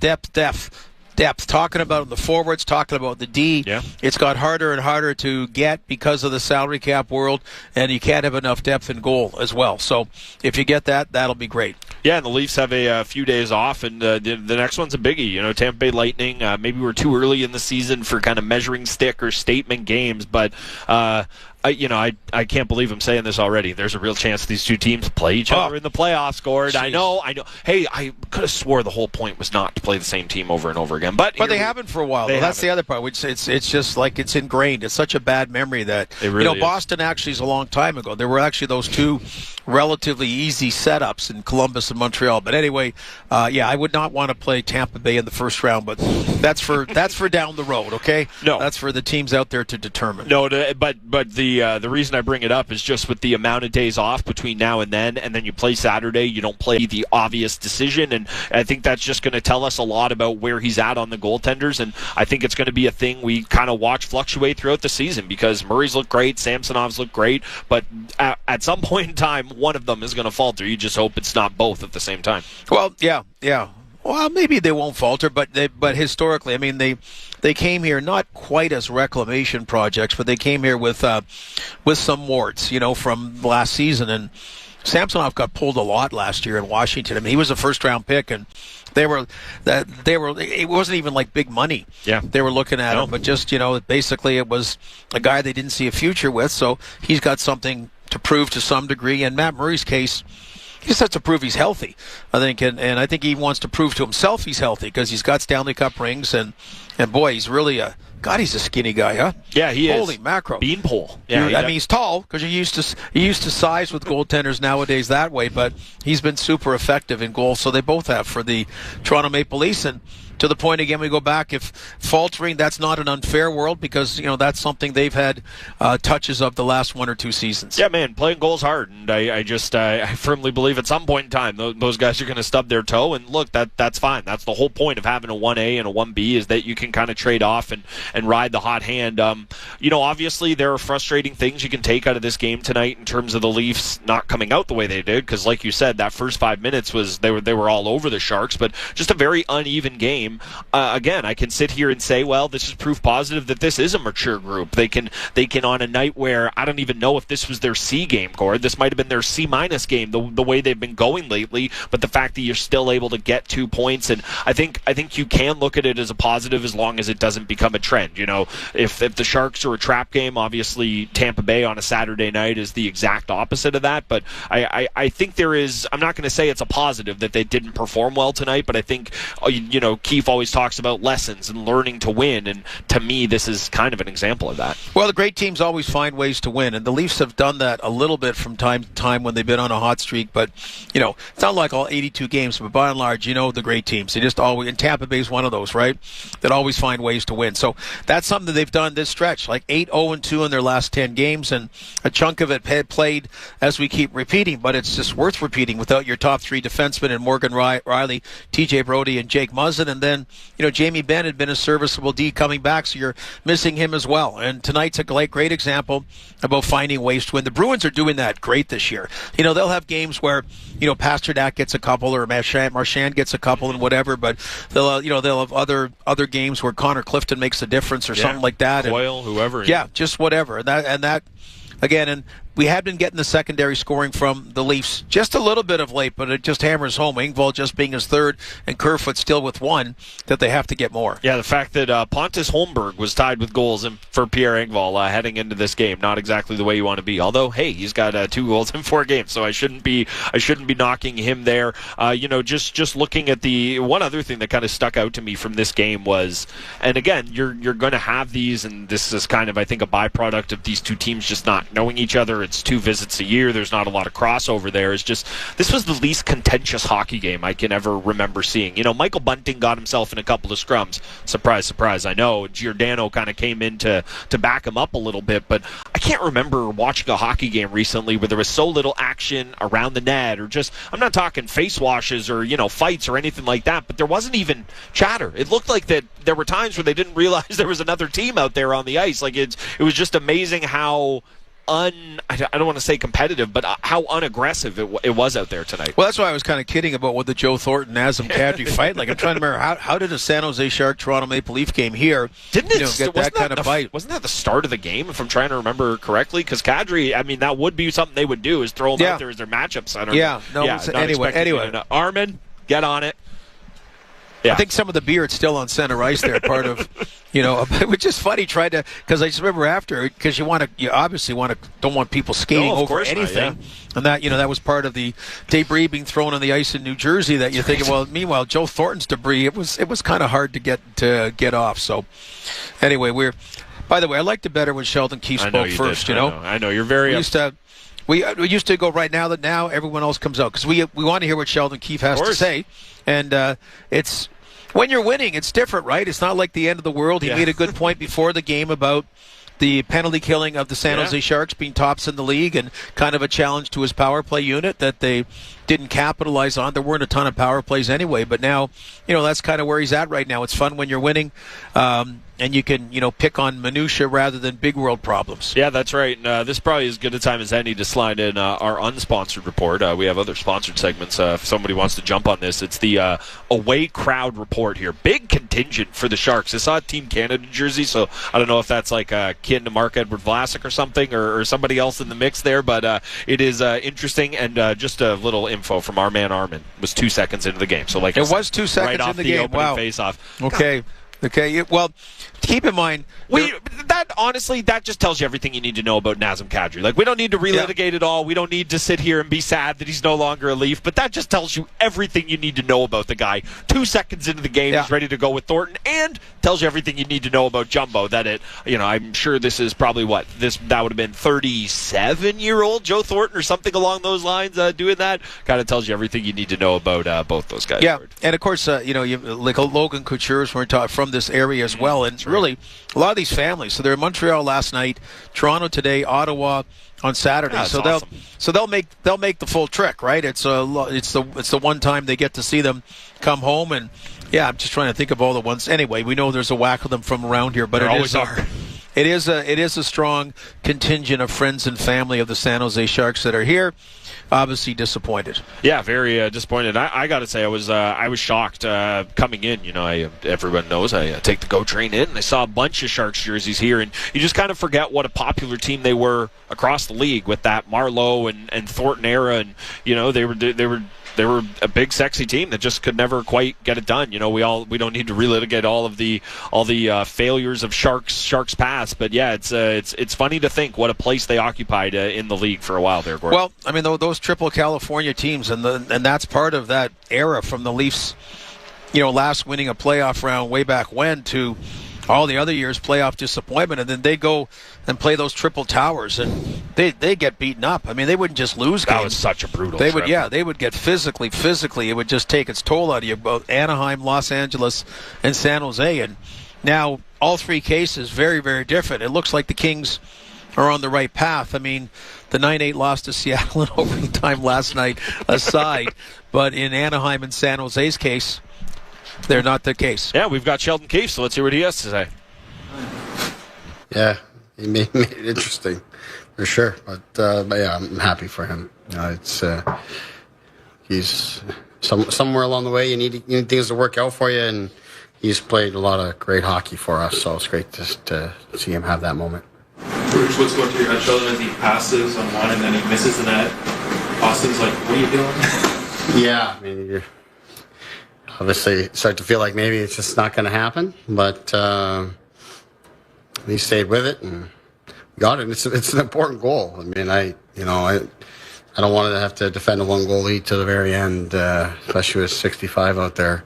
So I thought it's funny how it all played out, but it's an important goal, and like I said, I'm happy that he got to have that moment. Did you sense that teammates were looking for him a little extra tonight? No. Maybe in the empty net, but that was it. What did you make of the first sort of 58 minutes before Pierre got that going? Yeah, I thought, you know what, it's a far different hockey game than we've been playing of late, and it's sort of a bit of a role reversal, right? I mean, we've been sort of playing this game where we've defended really hard and counterpunched and waited for opportunities and made good on them. And here tonight, we had the puck a lot, and they got the counter opportunities. I mean, they block shots, got breakaways, getting behind us. Like, it's kind of a strange game that way. Much different, like I said, much different feel. I mean, we haven't had that in quite some time. But you got to win ugly ones at home too, and whether home or on the road, I think it's the way it's going to be for now. Right? It's not going to always look the way you want it to, but it's another good, good and important 2 points for us. Was he on precautionary thing or something? No, he's got a groin injury there that's going to require some time. We don't know the extent of it, but he'll have to get an image done. But he's going to miss some time. How do you look back on the month of November after the record you guys put together, given where you were when this month began?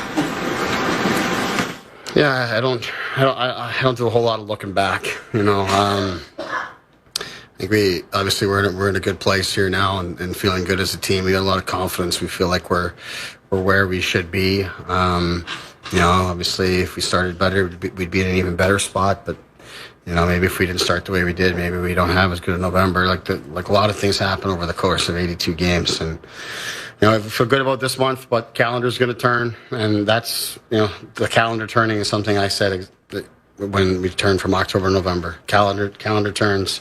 I think we're just getting through 10 games or so through October, and we said we're going to push on from there, and we're going to push on from here. You can take a day off tomorrow. Good practice day. Get out to Tampa and look to keep this going. We got like I said, a lot of good confidence in our team game. Today a different type of feel, different type of game, but again, to win this game and get on the right side of it, which as we've seen, early in the season we were losing these kind of games. And today we got on the right side of it. So big goal for us. Great play by first David Kampf. On a reload, picks off a pass, counters us going the other way, gives it to Kerf. Kerf doesn't mess around, just puts it to the net, and Pierre's in a good spot to bury it. That's a very important goal for us by those three guys. And sometimes you need those type of efforts to help you win a game. What did Samsonov's play tonight? I was joking that the defense helped him get in the game by giving up a couple of they told us he was ready, so we said, let's find out.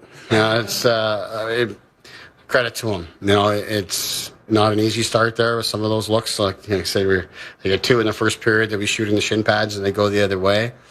But he stood his ground on it, and it's obviously similar type of plays that he got hurt on. It's not a penalty shot, of course, but one-on-one like that, and he looked great, moved well, kept them at one in the game. They had a chance in the third period very similar to the one that they scored on in the second, very close in the crease, and he made the correction. He made a mistake on the first one there, but he made the correction, made the save at a key moment. He was great, so really good to have him back, and for him to keep them at one and give us a chance to win, obviously that's huge. Thank you. There is Leafs head coach Sheldon Keefe. So the big takeaway from his post-game availability there is the availability of Calle Jarnkrok. Doesn't sound like he'll be available for the, I won't say foreseeable future, but he's going to miss some time. The good news is it should be pretty easy for Nick Robertson to get some games, especially if you need a body in the top six there. That is Gord Stellick. I'm Brent Gunning. We will continue to break down a Leafs 3-1 win on a night where Mitch Marner makes some history, tying Eddie O and Daryl Sittler for the longest point streak in franchise history with 18.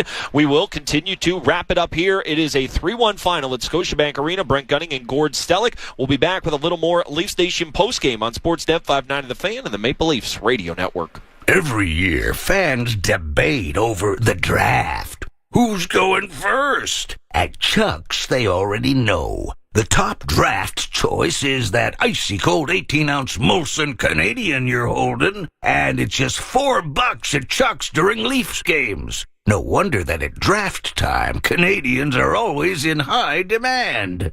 Chuck's Roadhouse Bar and Grill. Food the way it ought to be.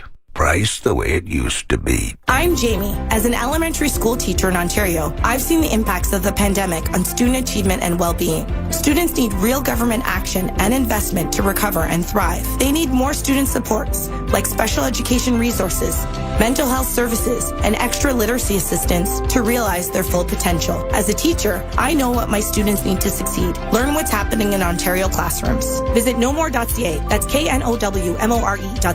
A message from the Ontario English Catholic Teachers Association. We're two men and a truck. And we've got lots of men and lots of trucks. Whether you're planning a move to a new home or to a new office down the hall, big or small, we move them all. We even sell packing and moving supplies. But no matter what you need, we'll do it with a smile.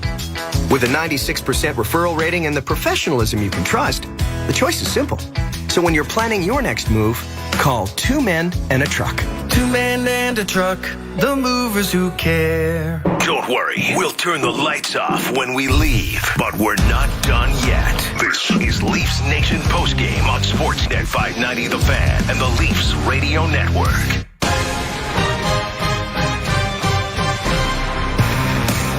Here's a bouncing puck in front of the Sharks goal that is knocked into the corner by Nylander. Set it in front. Oh, big save. Made there. Another shot. They score! Matthews in front of the goal. Redirects it after bunting at a tremendous chance. But a great setup by Mac Hallwell. And Big Mac finds Big Matthews. Now I'm hungry. Hungry for Leafs goals, hungry for Leafs wins, and maybe something I'm going to grab on the way home. I don't know. I'll walk to the subway here. We always love to give it to you. Brent Gunning and Gord Stellick here. Leafs Nation postgame wrapping up a 3-1 Leafs win. Gordo, we're going to talk to Luke in just a second here, but I figured now's as good a time as any to give you the 3 stars. It is now time for the Molson 3 stars. Molson 3 stars is brought to you by, take a guess, Molson Canadian. Pretty easy first star of the night. We got to give it to Mitch Marner. Second star of the night, Ilya Samsonov. Looks pretty good coming back, and I didn't even check with you if this is okay, but I'm just pulling an audible here. I haven't done it all year. I'm doing it. Michael Bunting, third star of the night. Geez. Injected a little life, picked up an assist, nearly set Marner up for the empty netter if he would have hit it the first time. So, Gord, you could tell... You could tell me I'm wrong, but I'm doing it there. There are your 3 stars brought to you by Molson Canadian. Always our first star, though, even on a night where a guy makes franchise history. Very happy to talk to Luke Fox. Foxy, how's it going? It's going pretty well. Pretty cool moment in the room afterwards. You know, Marner definitely felt touched by the ovation. Came down to the last couple of minutes, though. That was a bit of a hairy situation, as Austin Matthews phrased it. You know, he has one shot at the empty net and passes to Michael Bunting, even though Bunting's covered, misses the empty net, and then finally gets a cleaner look and makes a little bit of history. So, fun night in an otherwise kind of dull game. So, I'm so happy for Marner that he got this because he never stopped thinking about passing a Bunting on that empty netter. That was the most selfishly unselfish play I've ever seen in my life. I could not believe it, but we don't have to talk about it because he got the empty netter. I do want to ask you about the big piece of news that came out of this one. Calle Yarncroke going to, quote, miss some time. I guess to me the simplest takeaway is, well, Nick Robertson, you're no longer a question mark as to whether or not you'll be in the lineup. Is it that simple for you? It is, yeah, and you would imagine Dennis Malgin gets back in the lineup. I think it's that simple. If they're playing a team where they think some rough stuff could go down, then Wayne Simmons obviously remains an option. But I think not only should Robertson get in, but I'd like to see him get an extended look in the top 6, and that would be my guess. You know, Malgin had some of his best games playing down there on the fourth line. That's where Robertson started this game. But when Järnkrok went out, Robertson was getting bumped up and getting some top six action. So, that's why you have the guy, right? Because he's a 50-plus goal scorer in junior. He has the hardest shot on the team, according to Austin Matthews. He's an offense-first player. Yes, you want him to work on his defense and improve that side of the game, but if this guy's going to stick in the NHL, it's going to be as a scorer. So I'd like to see him get an extended look. And I think this in one game, out 2 games, in 2 games, out 4 games, hasn't served him very well. I think he needs a run of traction to kind of get some rhythm, get used to the NHL. Yeah, there's going to be some growing pains, but this could be a bit of a blessing in disguise. Okay, Luke. I was on Kipper and Bourne today. Can we put to rest the woe is me, Mitch Marner is unappreciated? Like, can we put that to rest? Can we please? Like, Gord's a little irked by this storyline, in case you can't tell. It was a standalone thing about a dismal team playoff performance, and always talks about Mitch Marner to the chagrin and the criticism of fans. He is like whoever doesn't like him, doesn't like, LeBron James or doesn't like whatever. I don't know. Well, he's actually LeBron. Anyway, bad comparable. My point is, and tonight showed it too. I just am always baffled by, after the Columbus series, it became like, I don't know, we got to defend Mitch, where it was a team criticism and you move on, and this is just lingered, and I don't believe it. I don't put any credo to it whatsoever from legitimate hockey fans, not the trolls on Twitter that are just jerks and put out salacious critical remarks.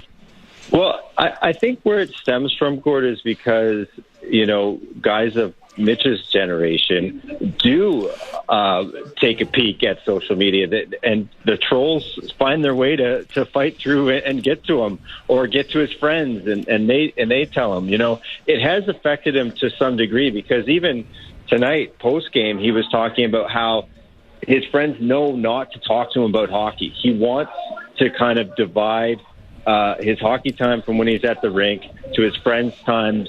His friends, in his close inner circle, he said everyone except for his dad doesn't even mention hockey to him, because they want to give him that breathing room. Because I think it must be a lot of pressure on him, more so than Austin, who can, peace out to Arizona in the off season. He and William Nylander's, time zones away back in Sweden. And even if he was here, I don't think it would bother him.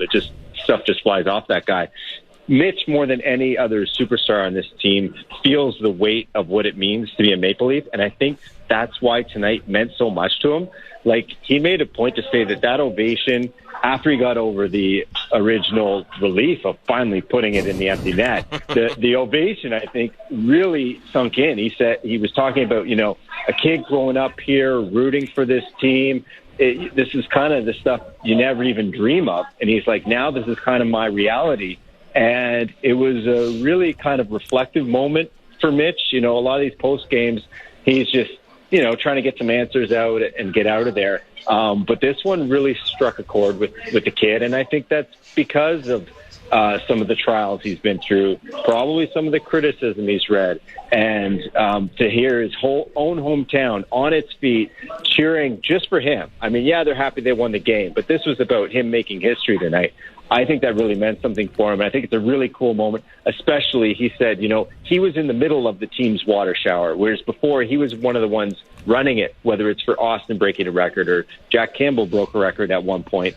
And he was one of the ones holding the water bottle. This was the first time where he was in the middle getting doused by his teammates. And that meant something to him, that it was his night, I imagine all of the fellow writers are waiting to douse you with water after another tremendous hit on Leafs Nation postgame. Luke, always love getting you on. Thanks so much, bud. Okay, have a good night, guys. Thanks. There he goes, our pal, Luke Fox. Check out his piece on Sportsnet, sportsnet.ca, the Sportsnet app. Just yell Sportsnet into the void, and I'm sure it will appear in some form ahead of you there. There he goes, Luke Fox. Always love to break down a game with him. Love it a little bit more when the Leafs pick up a win. 3-1 is the final here tonight at Scotiabank, including some history from Mitch Marner, Brent Gunning, and Gord Stellick. We will continue to wrap it up here. Keep on listening to Leafs Nation postgame on Sportsnet 590 The Fan and the Maple Leafs Radio Network. It was a rainy day when Pizzaville played in the big game. Let's listen in on the play-by-play. Bocconcini gets the ball and plays it up to Provolone. Provolone kicks it to Zucchini. It's stolen by Parmigiano, who heads it to Asiago. Asiago up the middle to Feta, who passes to Pepperoni. He kicks. Oh, he really smoked Gouda with that one. During the big game, visit pizzaville.ca for authentic Italian-style pizza. That's pizzaville.ca. Hey, it's Ben Ennis. The leaves clogged my eaves last year, so I hired someone to come clean them. Easy enough, right? Wrong. The guy didn't even show up, and boy, did we have a mess. So this year, I turned to Jiffy, and it was smooth sailing. My Jiffy took 30 seconds to book, and Corey came right on time the very next day. Jiffy to the rescue once again. Download the Jiffy app or sign up at jiffyondemand.com with the code FAN590 for $25 off your first job. Jiffy, fast and reliable home maintenance. Your independently owned and operated Meineke Car Care Center is here to keep your car road ready. From tires and brakes to exhaust and engine repair, Meineke is your one-stop shop for total car care. Get a basic oil change starting at $39.95 or a seasonal tire changeover starting at $49.95. Plus, get 50% off an alignment when you purchase 4 tires. Book your appointment at Meineke.ca. Terms and conditions apply. Engine, brakes, tires, oil, Meineke, doing car care right. Healthy Planet's Black Friday sale is on. Now through December 7th, the entire store is up to 75% off. Healthy Planet is your essential source for high-quality vitamins, sports nutrition, and more. Save on tons of items including 40% off Natural Factors Magnesium Bisglycinate, 250 veggie caps, and 25% off Now Zinc. Healthy Planet, serving you safely in-store, curbside, and online at healthyplanetcanada.com. Live life healthy. After a meal like that, you deserve a little dessert. This is Leafs Nation postgame on Sportsnet 590 The Fan and the Leafs Radio Network. Back to Hall, didn't get the shot through, and Hurdle will get the puck out at center, only to have it intercepted by Camp. Camp to Kerfoot, long shot, big rebound, score! Pierre Engvall gives the Leafs the lead with 2:27 left. There it is, the big horse himself, Pierre Engvall, third goal of the season. That ended up being the winner. 3-1 ended up being the final. One guy we didn't see tonight, and they made liars out of us in the pregame show. No Connor Timmins. I was expecting to see him in the lineup tonight. I guess the good news is the guy who most likely would have came out was Mac Hollowell. And, you know, there were definitely warts like we talked about with Luke in terms of Nick Robertson, of young players showing some growing pains. But I thought he had a relatively solid game. Obviously, the great slap pass setting up the Matthews goal there. Yeah, he did. He got on the San Jose goal, though, lost the battle there. But, I mean, again, we're getting a little, getting picky. But, yeah, I would think Connor Timmins is going to get in at some point. I don't think any of the defensemen are ready for I don't know when. I mean, it's just a bit of a mystery out there, but it's been a nice story. And by the way, so we go back to Marner about just my point is about that certain things stick with people, and you remember that. The comment about why are you so pissy to Leon Draisaitl. I do remember that. Leon Draisaitl never said that. Yeah. He was asked that by Jim Matheson, but people associate about being pissy. I liked Lou Lamoriello had a great comment about Mitch Marner. He said, I'd like to be in a foxhole with Mitch Marner. Do you remember he said that? I mean, that was like Lou doesn't say. Well, and let me tell you, guy looks like he's been in the foxhole. Well, yeah. But anyway, just that kind of what he felt about him. So I am troubled about this constant thing. The more you bring up that he's not appreciated by the fans, the more it takes on a life of itself. And I understand the pressures of living. Don't get me wrong, all that stuff. But anyway, all I mean is this guy's a first-team All-Star last 2 years. You saw again this season. You saw tonight. Whatever. I have been a little bit perplexed by this perception seemingly growing. Yeah, definitely. That's interesting. And Gord, you would know what it's like to have pressure. You were GM of the Leafs. You would definitely know what it's like to live in the pressure cooker that is Toronto while having a big role. Good news for the Leafs and Marner. They pick up a win. Good news for Marner. He picks up the record. And like our man Armin reminds me, they're auctioning off the ALS jerseys tonight with the Salming patch on them. So I'd imagine you'd drop some serious coin if you want to get your hand on Marner's there. Matthews, a lot up for grabs. We will take a look at the out-of-town scoreboard, including a wild one between the Wings and Sabres, hot Atlantic Division action. That will be what closes out Leafs Nation postgame on Sportsnet 590 The Fan and the Maple Leafs Radio Network. Keeping construction and mining industries earth-moving equipment at peak performance is a big job. It takes the latest technology, insight, experience, and some incredible people.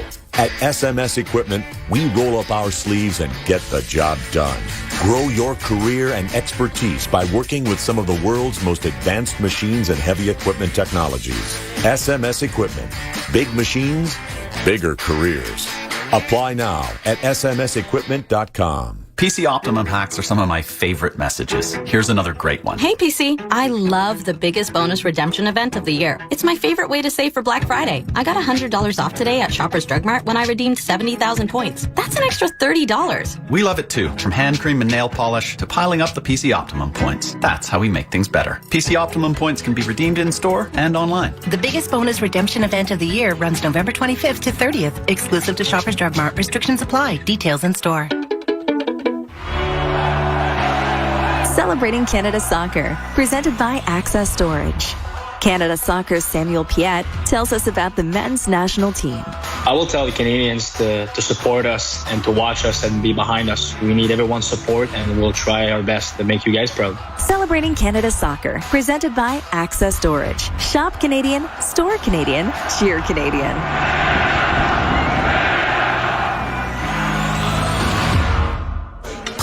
Your mother of all poutines is so saucy, you use curtains as a bib. Your mother of all poutines is so cheesy, it's every dad's favorite comedian. Yo! Your mother of all poutines is so big, I took a photo of it and it's still printing. Damn! You win. This one's on me. Okay. Experience the mother of all poutines at St. Louis Bar and Grill. It's 3 pounds of classic cheesy poutine, covered with our garlic dill sauce and signature saucy boneless wings. Check out all the new instant classic dishes and drinks this winter, only for a limited time. St. Louis Bar and Grill, celebrating 30 devilishly good years. Let our trained professionals help you come down from the high of the game here on the Leafs Nation postgame on Sportsnet 590 The Fan and the Leafs Radio Network.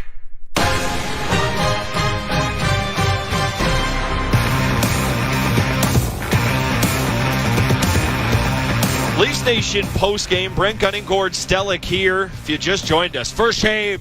Great night down at the barn. Mitch Marner making history. Pierre Engvall getting a goal. Big Mac setting up Matthews, and the Leafs pick up a pair of points with a 3-1 win over the Sharks. Gord, we always like to take a look at the out-of-town scoreboard. NHL scoreboard is brought to you by Bet365. Download the app and see for yourself why Bet365 is the world's favorite sportsbook. 19 plus, play responsibly. Ontario only. Gordo, what do we got going on tonight? The only 3 other games tonight, out-of-town scoreboard. New York Rangers really needed the win. It was Yaroslav Halak in goal after some not great performances by Igor Shesterkin. They win in Ottawa 3-1. Buffalo, Detroit, boy, the Sabres had a 4-1 win. Detroit came back, tied it up.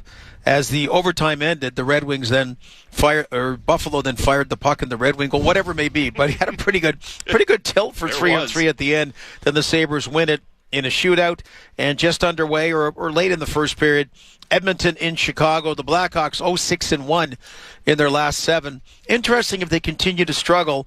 Does that maybe accelerate Jonathan Toews and or Patrick Kane thinking they might be amenable to a trade? Apparently Luke Richardson's put him back on the same line tonight.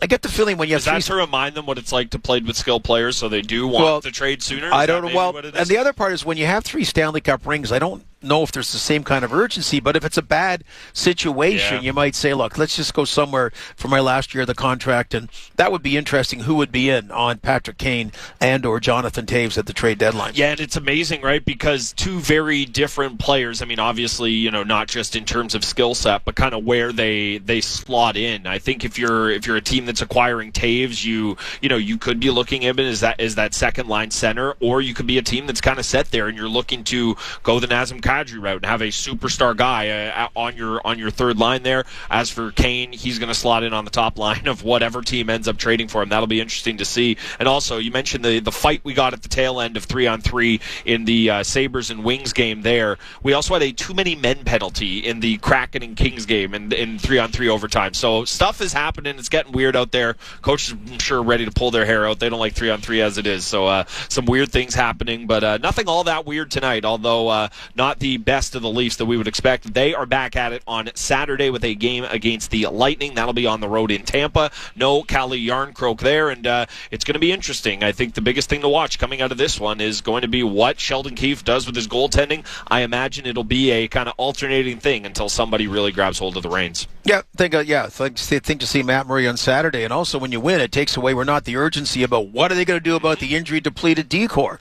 And 2 weeks ago, I would have thought we would be saying that, but boy, they're carrying on. I don't know when anyone's possibly returning. I mean, Brody's the one who's the closest. I don't know how close he is, but nights like tonight kind of give you some breathing room. Yeah, we will see. And big 2 points at home tonight. For Gord Stellick, I'm Brent Gunning. This has been Leafs Nation postgame on Sportsnet 590 The Fan and the Maple Leafs Radio Network.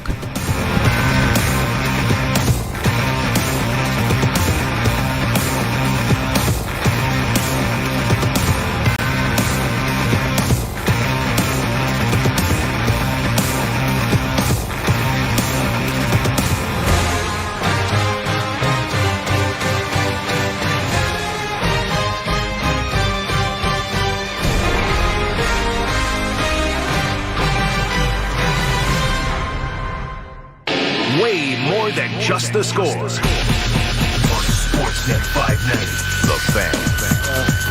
$32 or $46 million contract. And it's tough going.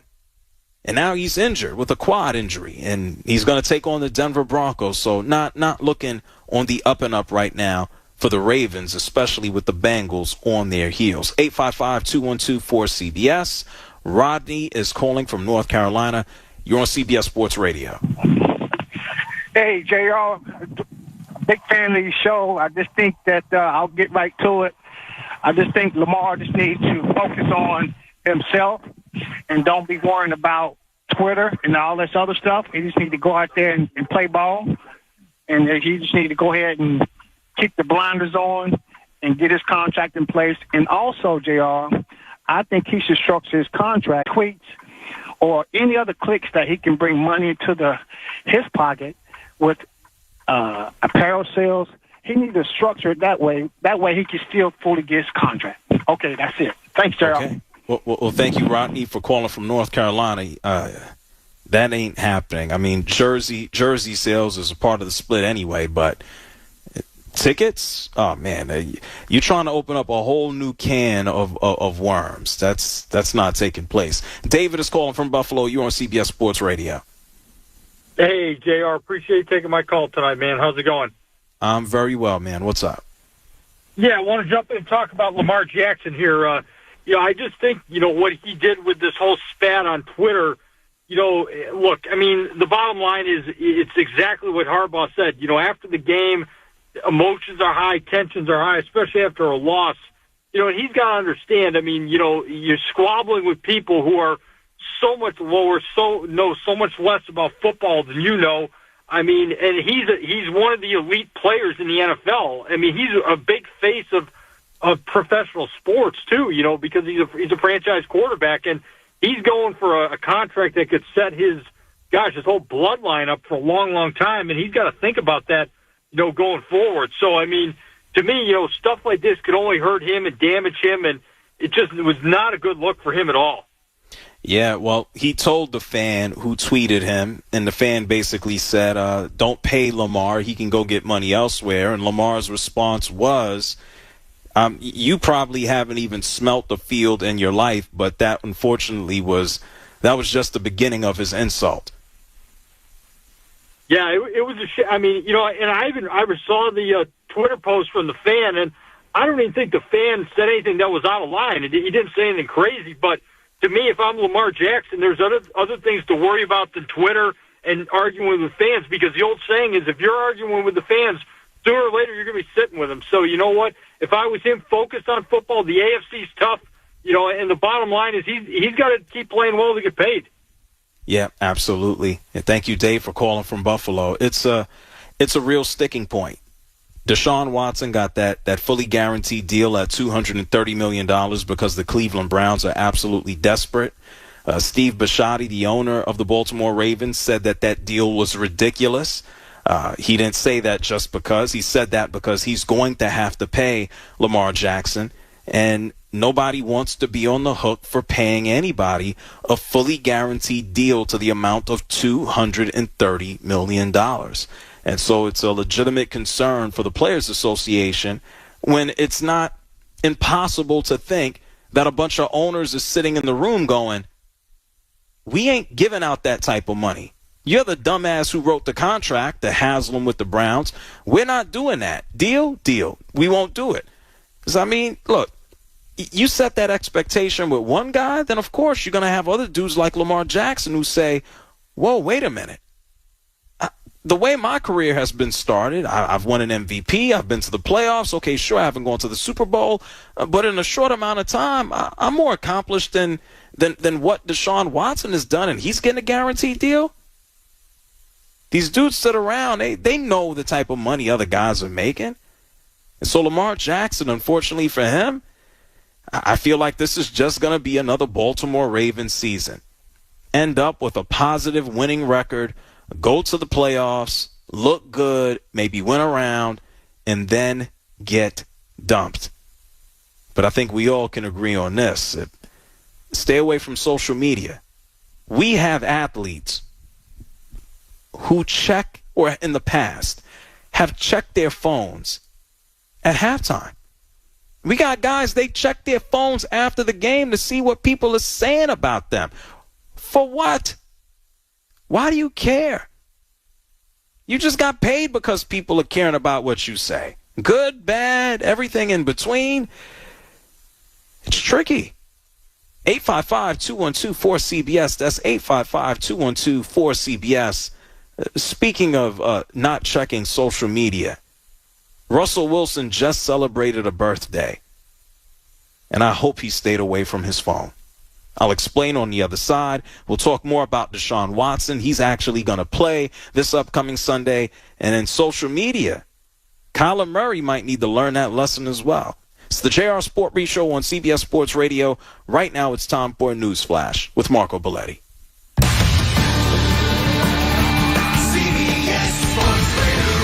Sports Flash. All right, JR, with the college football playoff will expand 2 years earlier as the Rose Bowl has struck a deal allowing the field to expand to 12. It'll begin now in 2024.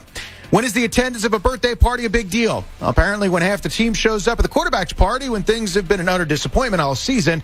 There's a report half the Broncos showed up for Russell Wilson's birthday, but Wilson quick to say he hasn't lost the locker room and the trust of his teammates. The thing is that you don't bat an eye. You know that my biggest goal every day is to continue to try to lead at the highest level, and to be consistent every day with my approach, and to never change and not let the highs of life change you, and not let the lows. Just be consistent with your approach. Aaron Donald missed the first game of his career, ruled out against the Seahawks with a high ankle sprain.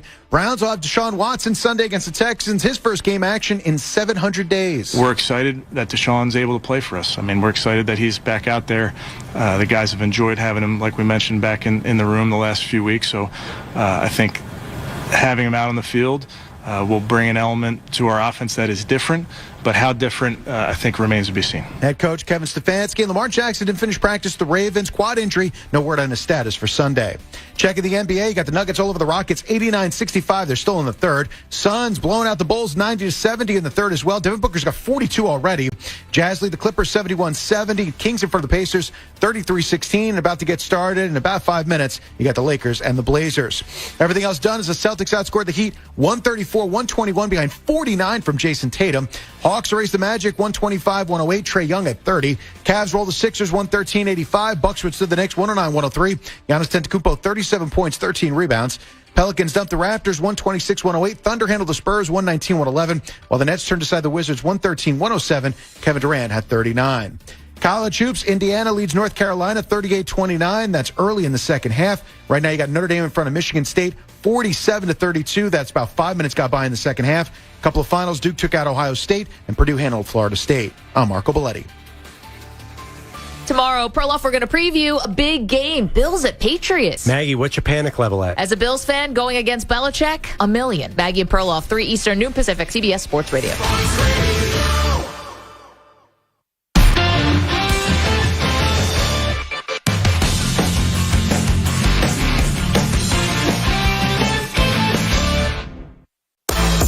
Whatever you're trying to get, whoever you're trying to get, make your play with Kalani Jewelry, the official luxury jeweler of the Toronto Raptors.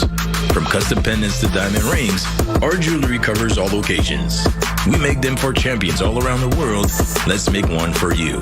Make your play with Kalani Jewelry, the official luxury jeweler of the Toronto Raptors. Look up Kalani Jewelry, Kilani. If you can dream it, we can make it. The world's biggest soccer tournament is back, and for the first time in decades, the Canadian men will be there. Sportsnet is your home for game day insights and day after analysis, not only for the Canadian men, but for the entire tournament. Don't miss a moment of the action. Listen for the soccer report right throughout the tournament. Brought to you by CertainTeed, the pro's choice for roofing, siding, drywall, insulation, and ceiling systems. CertainTeed, pro all the way. Some ice dancing pairs synchronize their breathing to perform as one, the same way a Subaru synchronizes with you. Imagine your phone syncs, your playlist plays, your heart races as you feel the full-time traction. Here you are, moving gracefully as one, making every turn seem so effortless. Left turn signal, right turn signal. Look at you, smiling like a gold medalist. Visit your local Subaru dealer and really own winter with uncommon synchronicity. Wine Rack knows the holidays pair well with family and friends, and that the best memories are made even better together. We also know the holidays can be stressful and expensive, so why not let Wine Rack make your shopping easier? For a limited time, save up to $5 on select purchases from top Canadian brands like Canada's favorite wine, Jackson Triggs, and Global Award winner Enniskillen. Wine Rack is your holiday destination, in your neighborhood and at winerack.com. No purchase necessary. Must be legal drinking age.